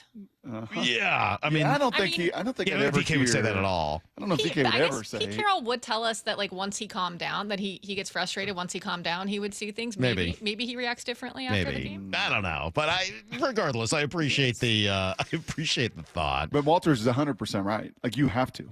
Like, you have to come flat. And if anything, you even, lose yards, come back. You cannot allow that guy to undercut that pass and make that play. Like, you can't do it. You can't do it. And, I can understand why on Friday, Salk, after that, and really the shots that were taken by that crew of him grabbing the headset, to the point even Kirk Ferentz noticed that. And he and I were chatting about that. And just the sort of bad body language sitting on the sideline. Like, it was not an advertisement for the future for DK Metcalf, and it led Colin Cowherd to this. DK sometimes doesn't feel engaged, catching the ball with his body. You get the occasional splash plays, but I just don't feel like he's always engaged. And, sometimes players just get tired of teams and environments, and I don't know. There's a lot of receivers on an annual basis from college to pro. I think DK is a really good player, explosive. Somebody would be interested, but that just feels like you could move off it and garner a good draft pick. I mean, that's kind of what I've been saying for a while here, and he's right. DK does make the splash plays, and if Ken Walker doesn't continue tiptoeing his way, to the sideline, he's got an explosive play in that game that probably puts him right back in it, and who knows what happens. DK's a great player. Like, I am not in any way, nor have I ever said that he's not. Dude's a phenomenal football player. He is uniquely talented. Well, I shouldn't say that. He's incredibly talented. There's a lot of other dudes in the NFL, which is why I wouldn't use the word unique, because there are a lot of dudes in the NFL who are also similarly talented. It's why I don't think you pay him long term. It just doesn't feel worth it, especially if you could get back something really legitimate to help you for the future. So what sound were you going to play that I was going to get mad at, or no, you weren't. Get mad at? Yeah. Just because once I start talking about DK, people tend to get mad. Oh, I got you. But there's a little more equity for you after that one on Thursday night. I would have to imagine, right? I don't want it, though. I don't want that equity. My point is not really about that. I mean, it's sort of about that. It's a little about him in particular, but it's more just like I don't see the value in that position. One team that you're going to want to continue to watch all season long is that team down in L.A., not the Rams. But that would be the Chargers. Again, watch yesterday, and you look at their allotment to receivers, and they draft McConkey, I think, in the second round, and kept Quentin Johnson around, but move on from Keenan Allen and move on from Mike Williams and move on from the big, receiver contracts and spend around the line of scrimmage. Spend around the line of scrimmage first and foremost, and then take care of things further away from the football. God, would I rather do that? Yep. I really, really, really would rather do that. All right, coming up, let's see, 9:30. More had a good point that I want to make sure we get to, and then a special surprise, Brock, at 9:45. That's right. It's Brock and Salk, Seattle Sports on 710. Seattle Sports, your home for Wyman and Bob. In the NFL, you make a mistake, it gets found out. There's a bunch of coaches over there with those little Microsoft pads, the one like Gino was smashing over his head. And, they've got those every play, and they're like, hey, they're doing this and they're doing that. We can exploit that. And there's like a bunch of interns and, coaching assistants and players getting all the information, and it's all out there. And so they're going to exploit that. On Seattle Sports and 97.3 FM HD2. I can't believe October is almost halfway through. Brock Ewart here, and it is Breast Cancer Awareness Month, and this month is flying by. And the need for research and treatment goes on. And that is why we have teamed up with the Harnish Auto family and the Carol Milgard Breast Cancer Center to make a difference. And there's a couple ways this month that you can help. One, just go test drive any new or used vehicle at any of their 6 amazing dealerships. That's right, just go test drive one. And Harnish is going to donate $25 on your behalf with absolutely no purchase necessary. Another way is to go get an oil change or any other service done. And once again, Harnish will donate on your behalf. Plus, you'll love the friendly team and how easy we make buying a vehicle. So don't wait. Go visit my buddy Ward up there at Chevy of Everett, Eric Butler at Kia of Everett, Sace at Chevrolet, Buick GMC, and Volkswagen of P-Town, or Ryan at Subaru Puyallup as well. And mention I sent you. Let's go make a big impact this month. Got about half the month left to do so, and help out the Carol Milgard Breast Cancer Center by the end of October. Visit Harnish Auto Family. It's a Harnish Auto Family, where people matter. Hey Seattle, Jaden Schwartz for Techline Roofing. Call Techline Roofing and trust the team I trust. With the strongest warranty in the business, Techline Roofing has you covered. That's TEKLINE roofing.com. Trust Techline. As fall and winter weather sets in, your lawn becomes a muddy mess, and your kids and pets bring the mud inside. But with Synthetic Turf Northwest, you can have a lush, green yard year-round. No mud, no mess. Their premium synthetic turf systems drain fast and stay clean, no matter how hard it rains. Right now, during the Fall Blitz, you can save up to $1,500 on a new synthetic lawn. So say goodbye to muddy paws and say hello to your dream lawn. Call Synthetic Turf Northwest today or visit syntheticturfnorthwest.com to get started. For over 111 years, Pacific Lamp and Supply Company has been your #1 lighting specialist in Washington. From the Space Needle in Seattle and now all the way to the Riverwalk in Spokane. With the largest lighting inventory in Washington, Pacific Lamp's knowledgeable and experienced staff can assist you with any lighting issue, as well as help with intricate lighting and control designs. Plus, they work with all utilities in Washington to get you the best available lighting rebates. Pacific Lamp and Supply Company, Washington's lighting expert since 1912. Visit pacificlamp.com. At Shane Company, we believe everybody is made to shine. So put on earrings that make you sparkle, diamonds that light up the room, a modern heirloom you'll treasure. We're all made to shine. Shane Company, your friend and jeweler. At Fisher Investments, we may seem like other money managers, but we're different. Are you really that different than the rest of us? We are. As a fiduciary, we always focus on what's best for our clients. What services do you offer besides investing? We have a team of specialists in financial planning, estate planning, and more. Your clients rely on you for all that? Yes, we ensure clients receive unparalleled service at every step of the relationship. Okay, but you still sell commission-based products, right? No, because we believe that's a conflict of interest. We prioritize service over sales goals. So, then how do your fees work? We have a simple and transparent fee that's a percentage of our clients' portfolios. So we do better when our clients do better. Wow, we're more different than I thought. At Fisher Investments, we're clearly different. Learn more at FisherInvestments.com. Investing in securities involves the risk of loss. or down territory. Going inside the game with Michael Bumpus. I like this. More quarterbacks should start doing this. Every day at 11:15 and 1:15 on Bumpin' Stacy. When a product is made better, it lasts longer. Sounds simple, but Toyota of Kirkland wants you to know it's actually savvy. With Toyota's certified program at Toyota of Kirkland, you can score a high-quality, low-mileage Toyota at a great price. Talk about savvy. The tremendous team at Toyota of Kirkland has plenty of certified inventory for you to come see, test drive, and take home all in the same day. Now that's truly savvy. Visit the Savvy showroom at Toyota of Kirkland today or toyotaofkirkland.com.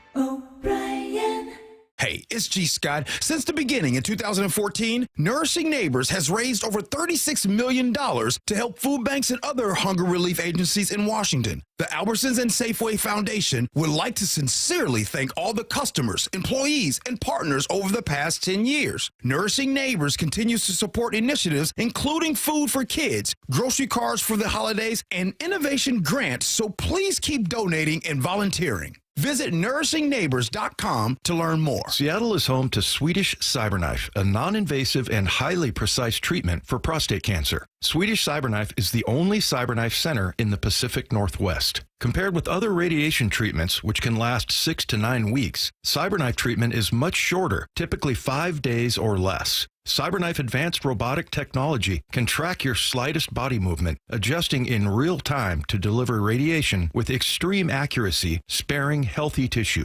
The vast majority of patients experience minimal side effects and can continue normal activities during treatment. CyberKnife offers curative cancer treatment while minimizing side effects and disruption to a patient's life. The experienced CyberKnife team has helped advance the field with research, protocols, and published findings. Swedish CyberKnife treats patients from all over Washington state. If you, a friend, or family member is diagnosed with prostate cancer, go to swedish.org/cyberknife prostate. Treat prostate cancer with Swedish CyberKnife. Need to know.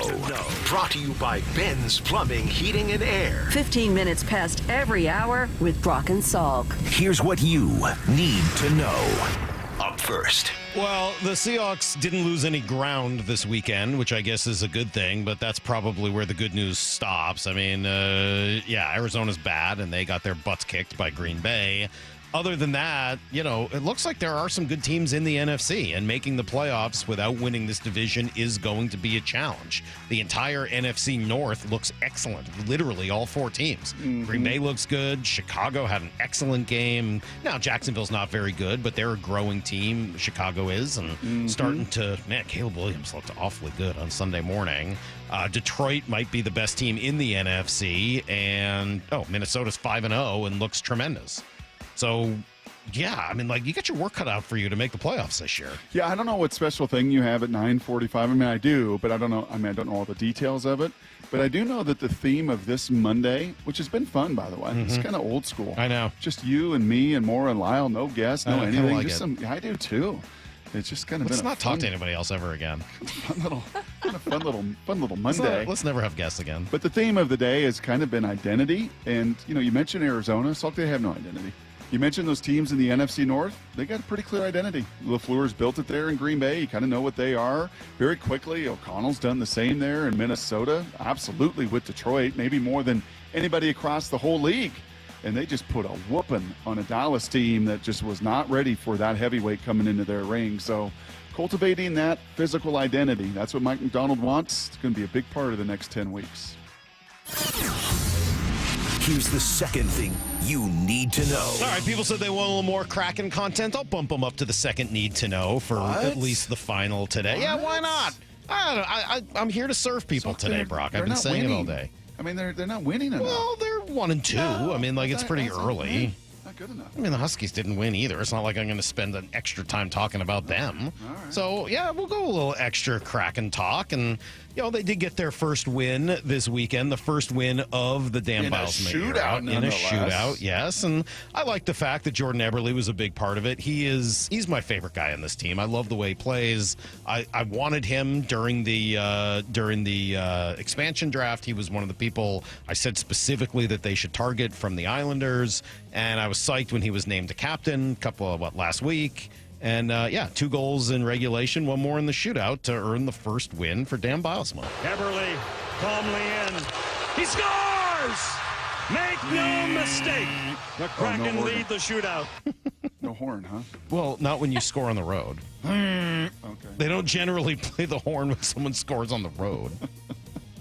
Was that up in Minnesota or Dallas? That was in Minnesota. Then they lost 2-0 in Dallas. But kind of like their first loss. Like the first loss, remember, they gave up 3 goals in 1:52 or something. They gave up 2 goals in 14 seconds, and that was your game. I know. Okay. Way to go, Craig. All right. Number 2. Here's the third thing you need to know. Yeah, the Huskies lost. Brock did the game. It wasn't great. No, it wasn't. It was a 1-point spread that got all the way to 2.5. Is that one of those butt kickings that's going to hurt you the next week, too? Well, the nice thing, they got a bye this week. So they can lick BYE. their chops a little bit and get healthy. It's not really what licking your chops means, but okay. No, licking their wounds. I said thank you. I said in our production meeting, this is going to be really nice. For the first time in a long time, we're going to actually have a 4-quarter game. We're going to have a competitive game because Iowa does not do that to anybody. They don't kill anybody. Saw a bunch of Iowa fans afterwards. Really nice folks. One of them handed me a Miller Lite after the game. And they were like, gosh, I thought this would come down to a field goal. I really thought we were going to win, but it would be 20-17 like every other Iowa game. And to get blown out that way, and especially in the second half, just get your doors blown off. It's too bad.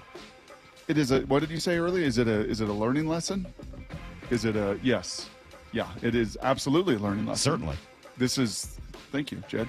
This is, you go into Big Ten play. Welcome to Big Ten play, boys. This is Wisconsin. This is Iowa. This is Minnesota. This is Michigan. This is Penn State, Ohio State. Like, you're going to be good at the line of scrimmage, and you're going to have to grow up a lot right there. That's everything you need to know. Quarter past every hour here on the Brock and Salk Show. I'm licking my chops for what's to come at 9:45. Yeah, as you should be. I'm licking my wounds for once again speaking. I really enjoyed this series of texts from the 206. It starts with this, which I think is ridiculous. Okay. Double stuff is a racket. They exist just to give you a package with fewer cookies. No, it's got more cream in there. Each cookie tastes better. Interesting. Look, I love Oreos. I think Oreos are phenomenal cookies, and I think that the double stuff is the king of Oreos. I understand where the 206 is coming from, though, Salk. Have you ordered a Big Mac lately? No. Really? Not in a little while. Why? Not as much on there? Not 2 all-beef patties, special sauce, lettuce, cheese, pickles, onions on a sesame seed bun? It is, but it's all been Honey, I Shrunk the Kids. Oh, it's so weak. I mean, it's just all small. That's so weak. No, double stuff been around since long before the, packaging wars. Like, double stuff been around since the 80s. So, no, I'm not buying that. Sorry. Okay. But then the next text from the same person just a couple minutes later says, "Good morning, baby." And so I wrote back, just a question mark, like, okay, hello. I was like, oh, sorry, errand text, which I assume meant errant, not errand. But I'm willing to go with that. Right. And I just said, sure. And the person says, okay, LOL, okay, fine. Just thinking about Brock's baby blues. So there you go, Brock. You've got a fan today. Nice. I just wanted you to know. 253 says, can we talk about why Grubauer is starting over DeCord? No, I'm too mad about it. It's ridiculous. Start Joey DeCord. So did DeCord start the one game they won? Yes. Now, he gave up more goals in that game than Grubauer has in any of the others, but it's a different kind of game. Right. I think DeCord's better, but that's just me. Mm-hmm. Okay. I think someone cracked the code on what 945 is going to be. Did you see that text? No. Someone figured it out? 360 says, sounds like T results at 945. Oh, no, not yet. So I will give you an update on the T results. So I went to the doctor, Brock. I know you wanted me to find out This if is the I low have trident. low T. That's what I'm going to call it. The low trident. My trident is low. Yes. So I went to the doctor and I told him that you think that. And he was like, well, sounds like you just don't get enough sleep. But I'm happy to test and just sort of end the debate. So then I went over to the blood lab afterwards and they had like an hour wait. Oh. I'm like, I'm not sitting here for an hour. So I have like the prescription for the blood test. Okay. I just have to go to a, testing site somewhere. Well, can you do that, done. please? I think so. Yeah, I think I might be able to get it done. Well, this week. Yeah. This week. You got to get it done this week. I'll get it done this week. So you don't want to live with low trident. No, clearly. When you don't have to. Right. Okay. I get it. We're going to keep continuously talking about low T. Can I plug, because it's Breast Cancer Awareness Month, getting your mammograms? Please I do. went on Friday. My mom had breast cancer very young, so please, all the women that are listening, get those done, and all the men that are listening, encourage the women in your It's life to get them uncomfortable, done. They're right? It's an important. uncomfortable yes, situation. it's not very fun. Yeah. No. It's they kind of like put them in a vice. Yeah. Yeah, I've so heard that about they it. can see everything. It sounds terrible.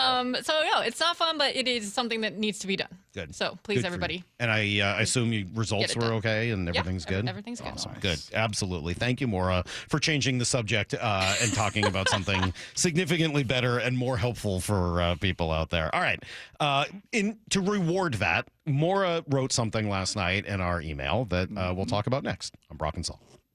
Seattle Sports, your home for Bump and Stacy. Bump's going to tell us what he's seeing on film, and he's been watching a lot of it. Weekdays 10 to 2. Now when you play against these better teams, you start to figure yourself out, and that's where coaching comes in. That's where this long week is going to be good for Mike McDonald and the staff, because now they have ample time to really try to figure out how to get the most out of these guys. This is a long story. We're just in chapter 4 of a 18-chapter book, and Mike McDonald has to piece these things together. It's not going to happen overnight. On Seattle Sports and 97.3 FM HD2. Matt Coker here from West Coast Men's Health. Guys, if you're taking Viagra or any other pill for ED, I want you to ask yourself this question. Do I want to continue to do this for the rest of my life? If you're like most men, the answer is no. Here at West Coast Men's Health, we can restore blood flow naturally without pumping your body full of chemicals like you've been doing. Guys, you need to come in today and fix this problem now. Why are you putting this off? Viagra's not going to magically start working next week, and you don't want to use shots or go under the knife. Call us today and speak with our clinic manager. Ask him any question you like, how it works, the science behind it, and even the cost. Change your life today like the thousands of men who already have.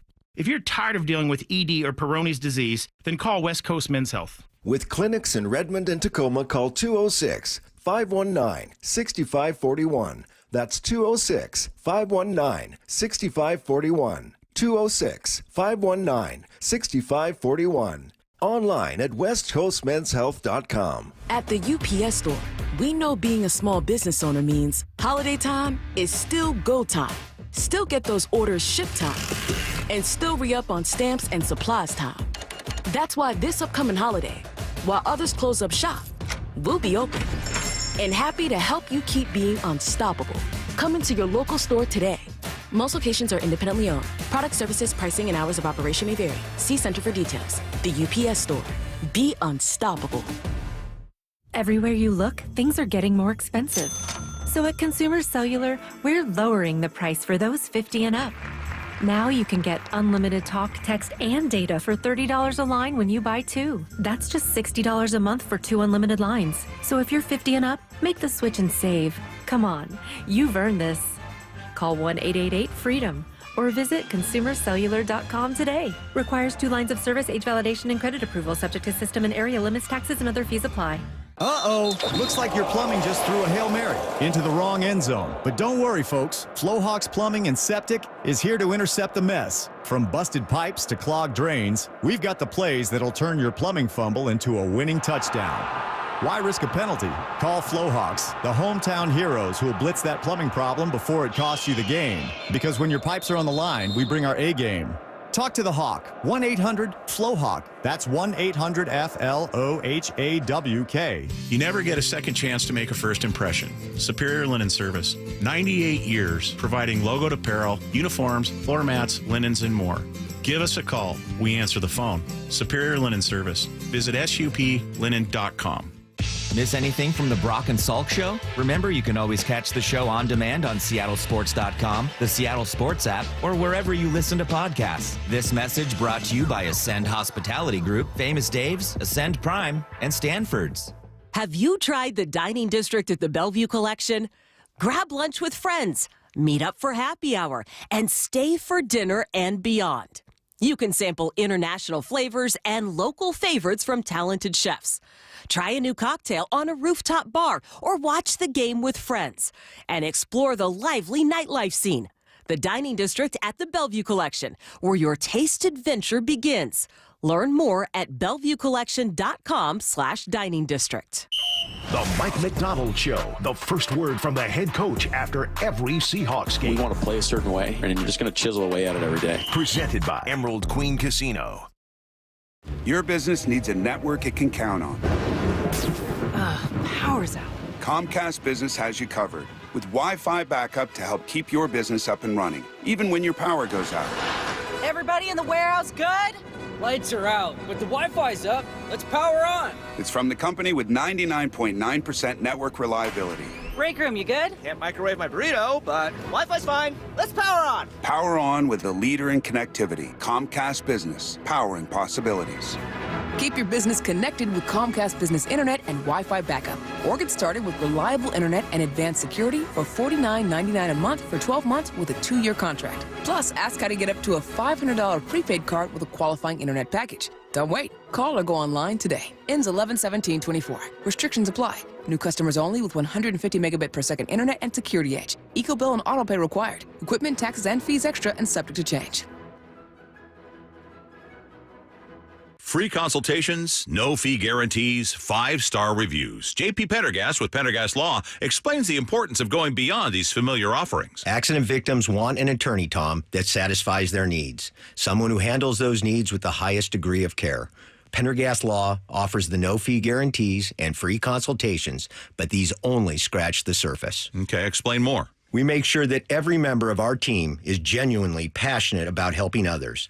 Customer service and communication are our top priority. It's how we take care of our clients so they always feel one step ahead of the insurance companies. Our strong reputation for high standards provides comfort and confidence when it's needed most. Pendergast Law offers the free consultations, the no-fee guarantees, and, of course, they are 5-star rated. But what really makes them different is their genuine passion for helping others. I can't recommend them enough. If you or a loved one has been injured in a car accident, call Pendergast Law. We can help. That's PendergastLaw.com. This hour is brought to you by Muckleshoot Casino Resort. From the Quantum Fiber Studio. This is Brock and Salk. Weekdays 6 to 10. On Seattle Sports and 97.3 FM HD2. Text machine's been all over it today, Brock. Went on a diet, says the 425, so now I just eat Oreo Slims.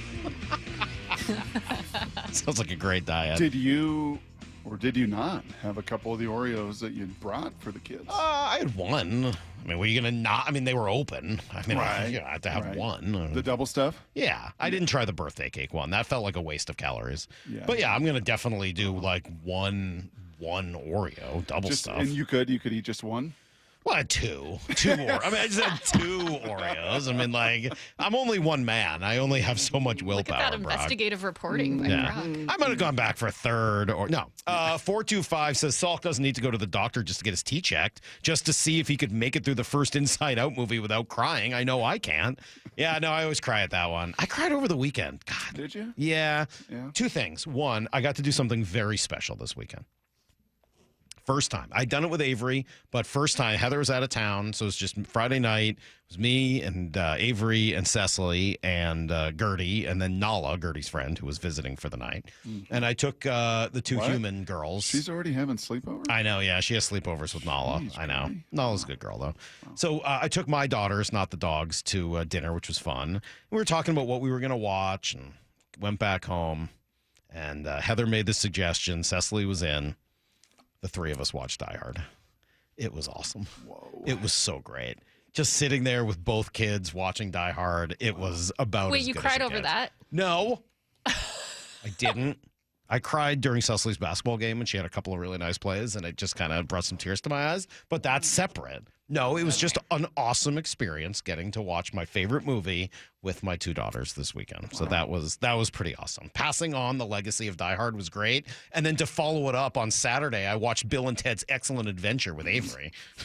A couple of classics from 1988. Wow. Yeah. That's great. Yeah. And then the 253, this is wrong. Cheapskate Salk only brought 2 boxes of Oreos. First of all, one of them was the gigantic pack, and the other one was thrown in. I was only asked to bring one. That's all that was even asked. I overbought, and there's only like 8 kids on the team. So whatever, Okay. chill out. There were plenty left over at the end. Good. Maura, What Maura's writing did you enjoy? I always enjoy Maura's writing, but I thought this was an interesting question she posed, wondering if the Seahawks offensive stars have underperformed in general this season.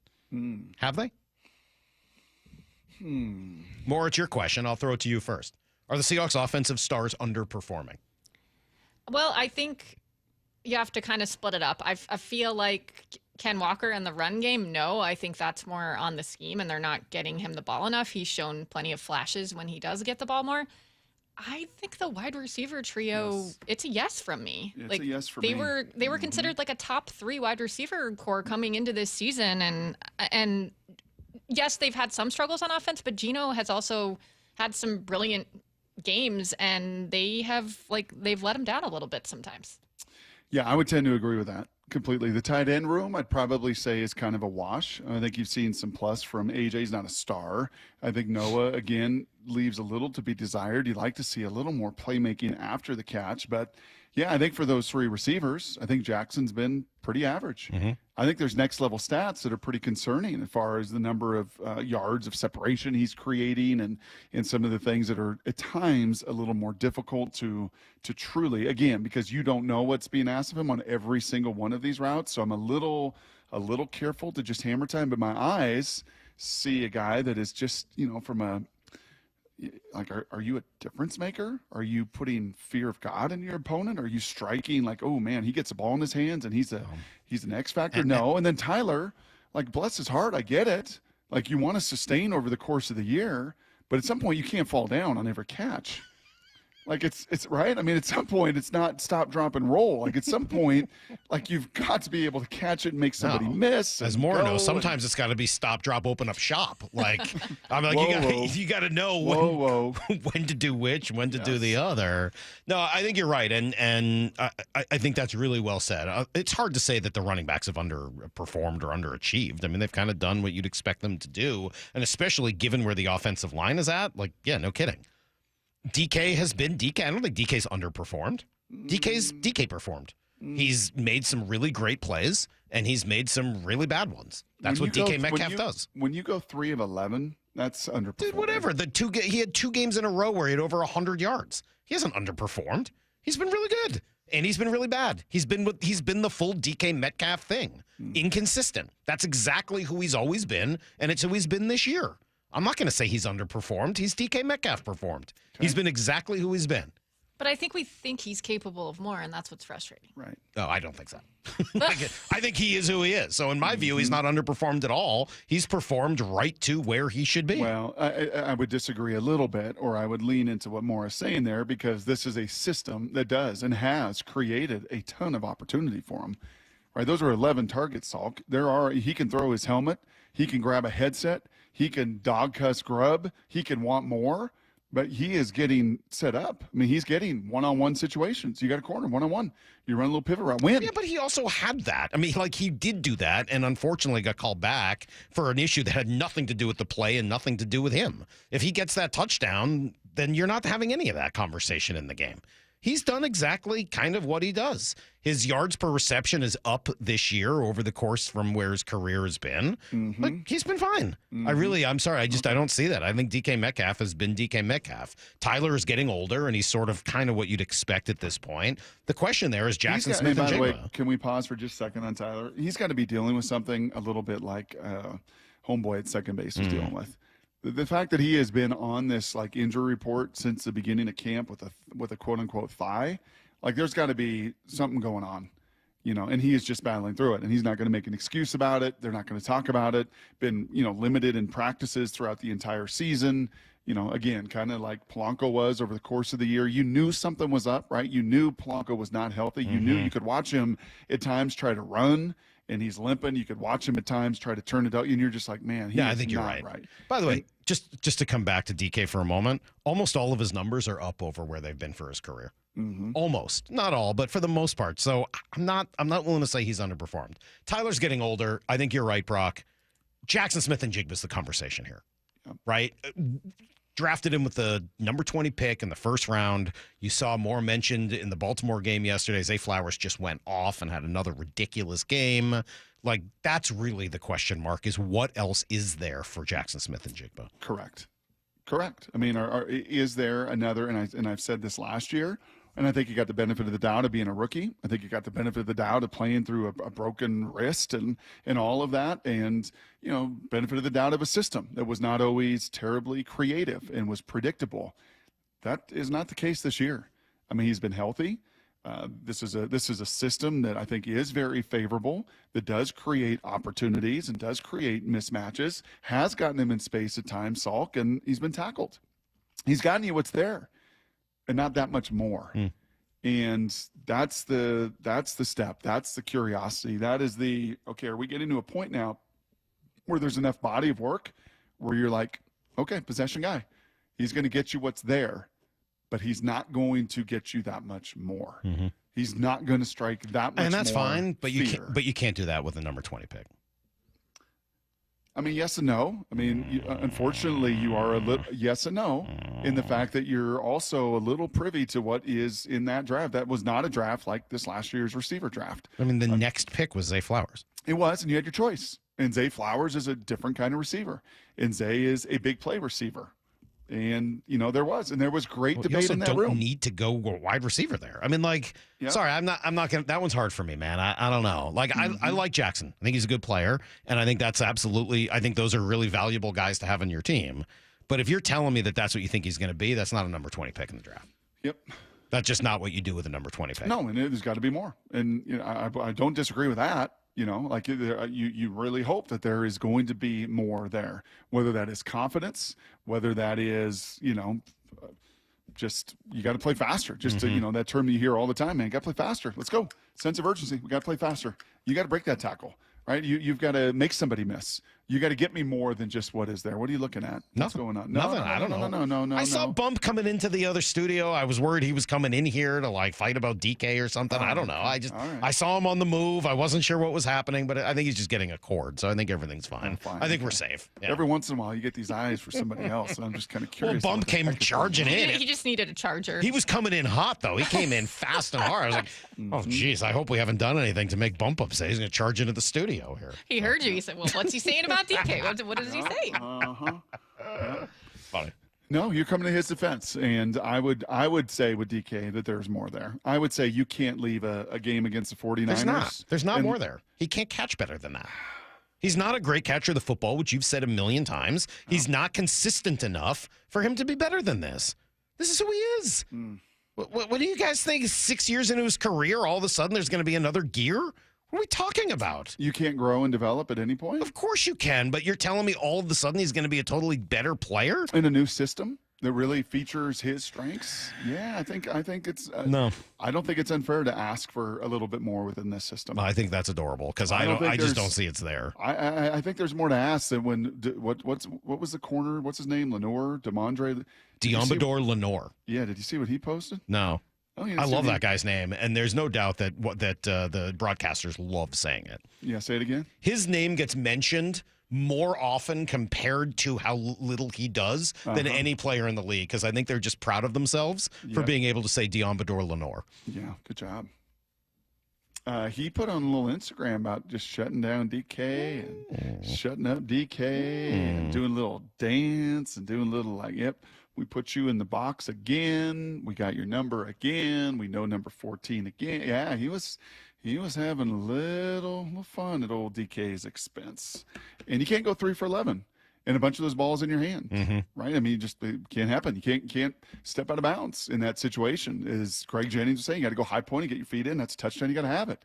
And you're right. You'd sure love to have the one not called back, because that was a huge play, and it shows off his greatest strength. It's like a 60-yard touchdown, too. I mean, it's a pretty different play if that counts. And he had nothing to do with that not counting. No, but he had the same double move, right? They ran the same in, cut, and go that they hit earlier in the year for a touchdown.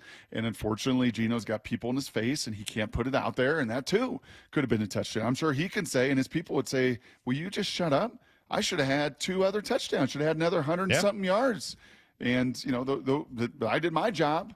And unfortunately, the jobs around me aren't getting done. Well, and on that play, it's even a little, I think, easier to say it, because it's not like he scored the touchdown, but there was holding on the play, which was the whole reason it was allowed to occur. Yep. The penalty on the play had nothing to do with the success of the play, right? It was just sort of a boneheaded, not getting your alignment thing right. I'm going to guess that Walker thought he was in motion, but it was actually a switch, or what do you call it? He had to get set. He's had to get set. So in a shift, he's got to get set. When if someone he's in else motion, is moving, he doesn't. Correct. Well, it's more about somebody else was moving. So Right. when somebody else is moving, as Lockett was to get set, and he needed to see that. Then and both of them have to get then set. Both have to get As set. opposed to if he's the only one in motion, Correct. he Then can he can stay in He can do motion. that little Yes. keep moving thing, Yeah, which you 100%. want to do because if you get set, you've got to get set for long enough. That's exactly. It's kind of a right. tough spot to be in. It is, and now I figured it out. It took me 2 hours and 44 minutes to figure out why you're in a good mood today. Now I know. Why? Because about what you're about ready to do. Oh, this does make me happy. Yeah. No, I'm just trying to be. No, I had a shame great on me. weekend. Shame on me. I Like, loved hanging out with my kids this again, weekend. Let's figure out. Once Shout you out. say what you're about to do, can you say who suggested it? Yeah. Maura suggested this because she loves it secretly, and now apparently not secretly. It's time to rank. Got a list? Time to put it in order. Fred Dwumfor's house. Top five meals that I have ever had. This is Ranked. To be honest, that list was really biased. Every morning at 9:45 on Brock and Salk. Top 10 list. I'm not buying that. Ranked. We're going to rank, and look who's here to help us today. It's Justin Barnes. Good morning, everybody. Welcome back. Hi, buddy. Thank you, Brock, Salk, and Lyle, and Maura. It just feels, by the way, I still get a really, really insane panic every time I get in my car and hear you guys on the air. And I'm like, I'm not there, I'm late. And then I just think I had a headache last night. And you're like, no, that's just Lyle. Oh, wow. Shots Sorry. fired. Already. Lyle caught us stray there. Sorry, Lyle. I love you. I think What are you're we doing a great ranking job. today, Justin? We're ranking drop today. Drops. Wow. Is that because what we were just talking about with DK? Perhaps. I was thinking about that, or maybe help, depending on what angle you wanted to take with it. Help. I need someone. All right. Well, we've got a lot of drops. Oh, man. Goes by Drops the sledgehammer! That's a good one. Yeah. We've got some rap songs. Yeah. I was going to say, I kind of thought Maura would think this would be a top 5. That one's a little repetitive. There's a Mike Jones one that I didn't put in that I thought could be in here too. People start texting about it. Wasn't clean enough. No. Yeah, that happens. There's also there's another one in there that's probably at the top. Is it this one? Is this the one that's not clean? So many raindrops. Was this like 1958? Oh my God. We need to up Dave. Hey, Justin. What's up, Brock? Hey, were you listening when I name dropped the Graz and butchered his saying at the end? On your game this weekend? Yeah. Yes. Yeah, I you watched the were game this so- weekend. Did you hear him butcher it? Say, don't get tired of Did you losing. hear me name drop the Graz? I heard you name and drop the then Graz. I say, don't remember you butchering. Yeah, nobody listens to what you're saying. Oh, did I butcher it? Oh God, did I butcher it? Never get tired. Brock, of where are losing. you? Where are you this weekend? I am in Tucson, Arizona. You're gonna have to drop me a pin. Arizona. Did you get it? Drop it. Yeah, no, I got Drop me it. a pin, Like a so little, okay. yeah, drop the pin. I got I got you. Okay. Or maybe he could send you Sure. something. You could use a Dropbox. Oh, nice. Or airdrop it to you. Airdrop me. That's my favorite thing to do on airplanes, to start airdropping people stuff. Yeah. Maybe you could get buy him some Thanks for gumdrops. watching my games. Or lemon drops. Thanks for watching my games. Thanks. Justin. Yeah, you're welcome, Brock. I mean, it wasn't a great game to watch, but No. I enjoyed hearing you. Did you hear Jed? How many times did Jed drop the word certain? At least 100. Certain. I can't believe you're going to just talk over Little Richard Yeah, like that. Man, King, singing number "Do one Drop Little, In," I and think. you're just gonna chalk right over him. You want to talk over Van Halen too?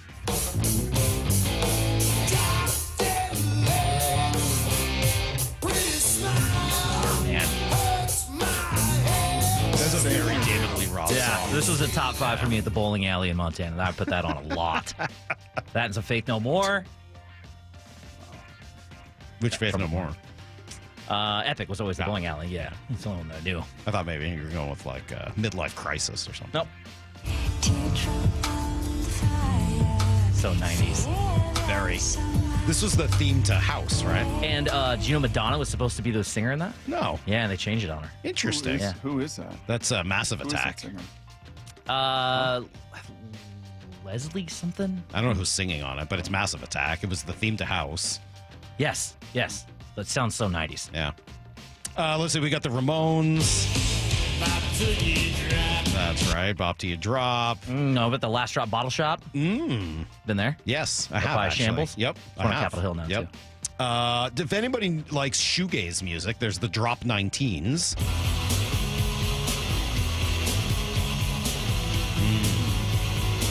Huge shoegaze audience that listens to the show, I'm sure. Shoegaze a genre? Unfamiliar. Yeah. Unfamiliar. If Brock's into it. Are there words? My Bloody Are there words? Valentine. Yeah, there are. My Bloody Valentine's probably the biggest shoegaze band out there. Got some Beastie Boys.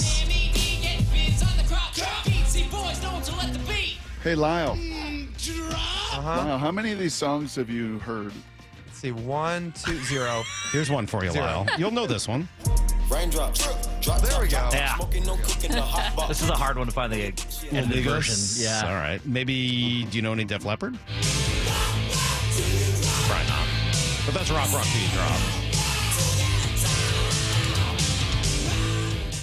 You ever had Sun Drop Soda? No. It's a Midwest thing, I think. Did you guys do Stop, Drop, and Roll in Libby? Oh, yeah, we Growing did. up with you? Oh, yeah, we did. Oh, yeah.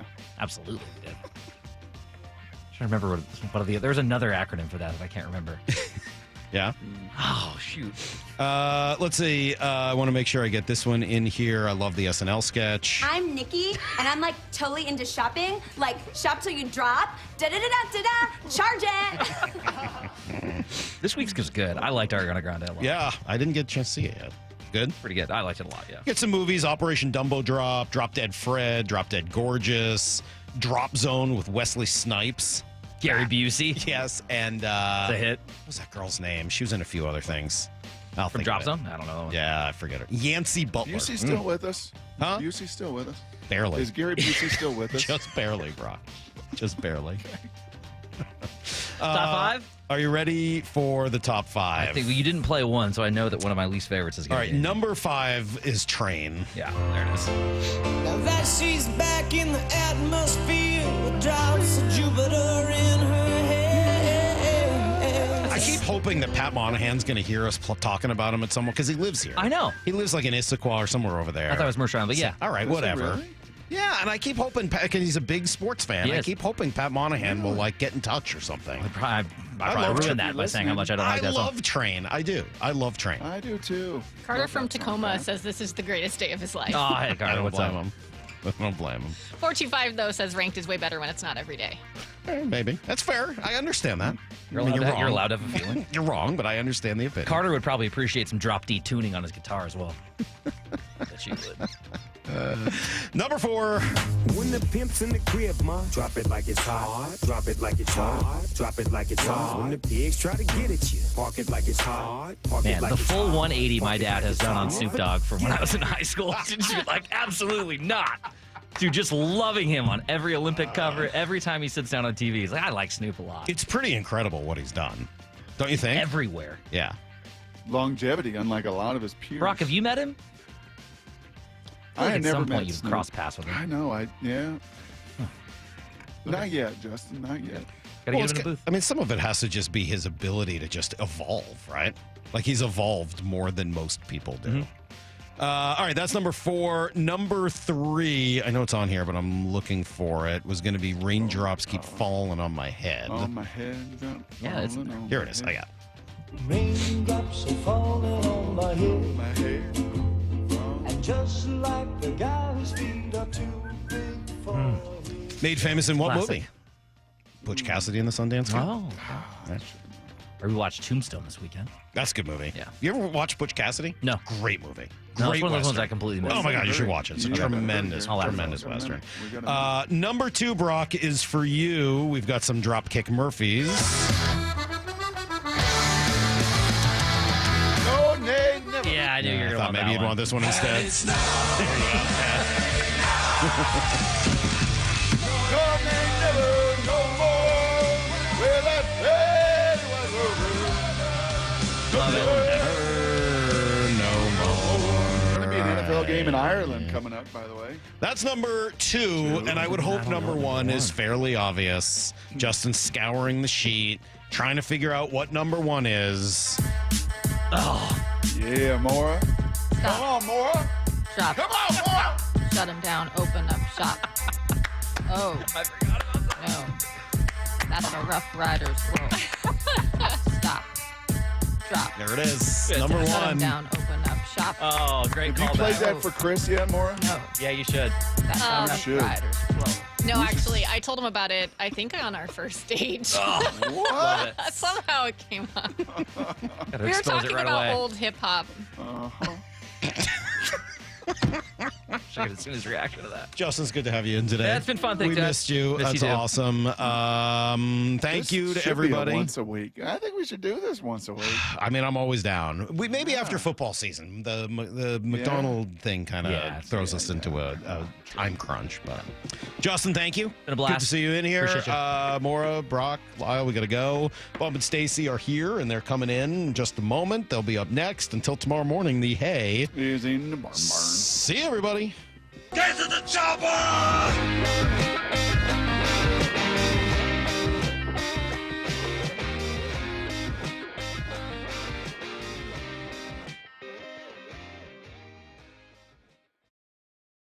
Sports, your home for Bump and Stacy. For the rest of the year, the Hawks will be tested in that box. Teams are going to line up and say, let's run that thing and see what happens. Coming up next week, you got Algier in the backfield, you got Robinson in the backfield. You think Atlanta ain't going to test you and run that rock and say, everyone else is doing it, let's see if they can stop it. Until you show that you can stop something, teams are just going to attack you, and that's going to be the challenge for this team going forward. How you win games consistently is by having a few things that you do very well. And right now, Seattle's got one thing. On Seattle Sports and 97.3 FM HD2.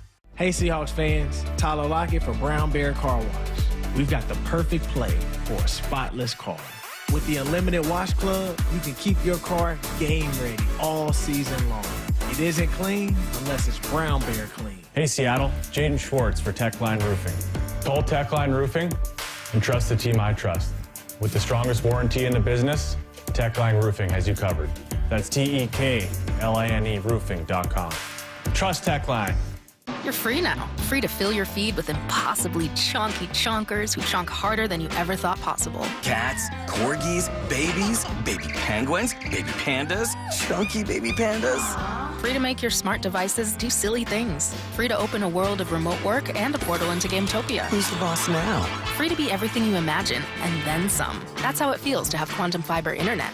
Quantum Fiber, your world unleashed. Learn more at quantumfiber.com. Limited availability, service in select locations only. Saying goodbye to my electric blanket. That's right. I've got an electric blanket. It's John Curley. We're not going to need it anymore because Home Comfort Alliance installed my heat pump, giving me dependable heating and AC while improving my air quality and comfort without my good old electric blanket.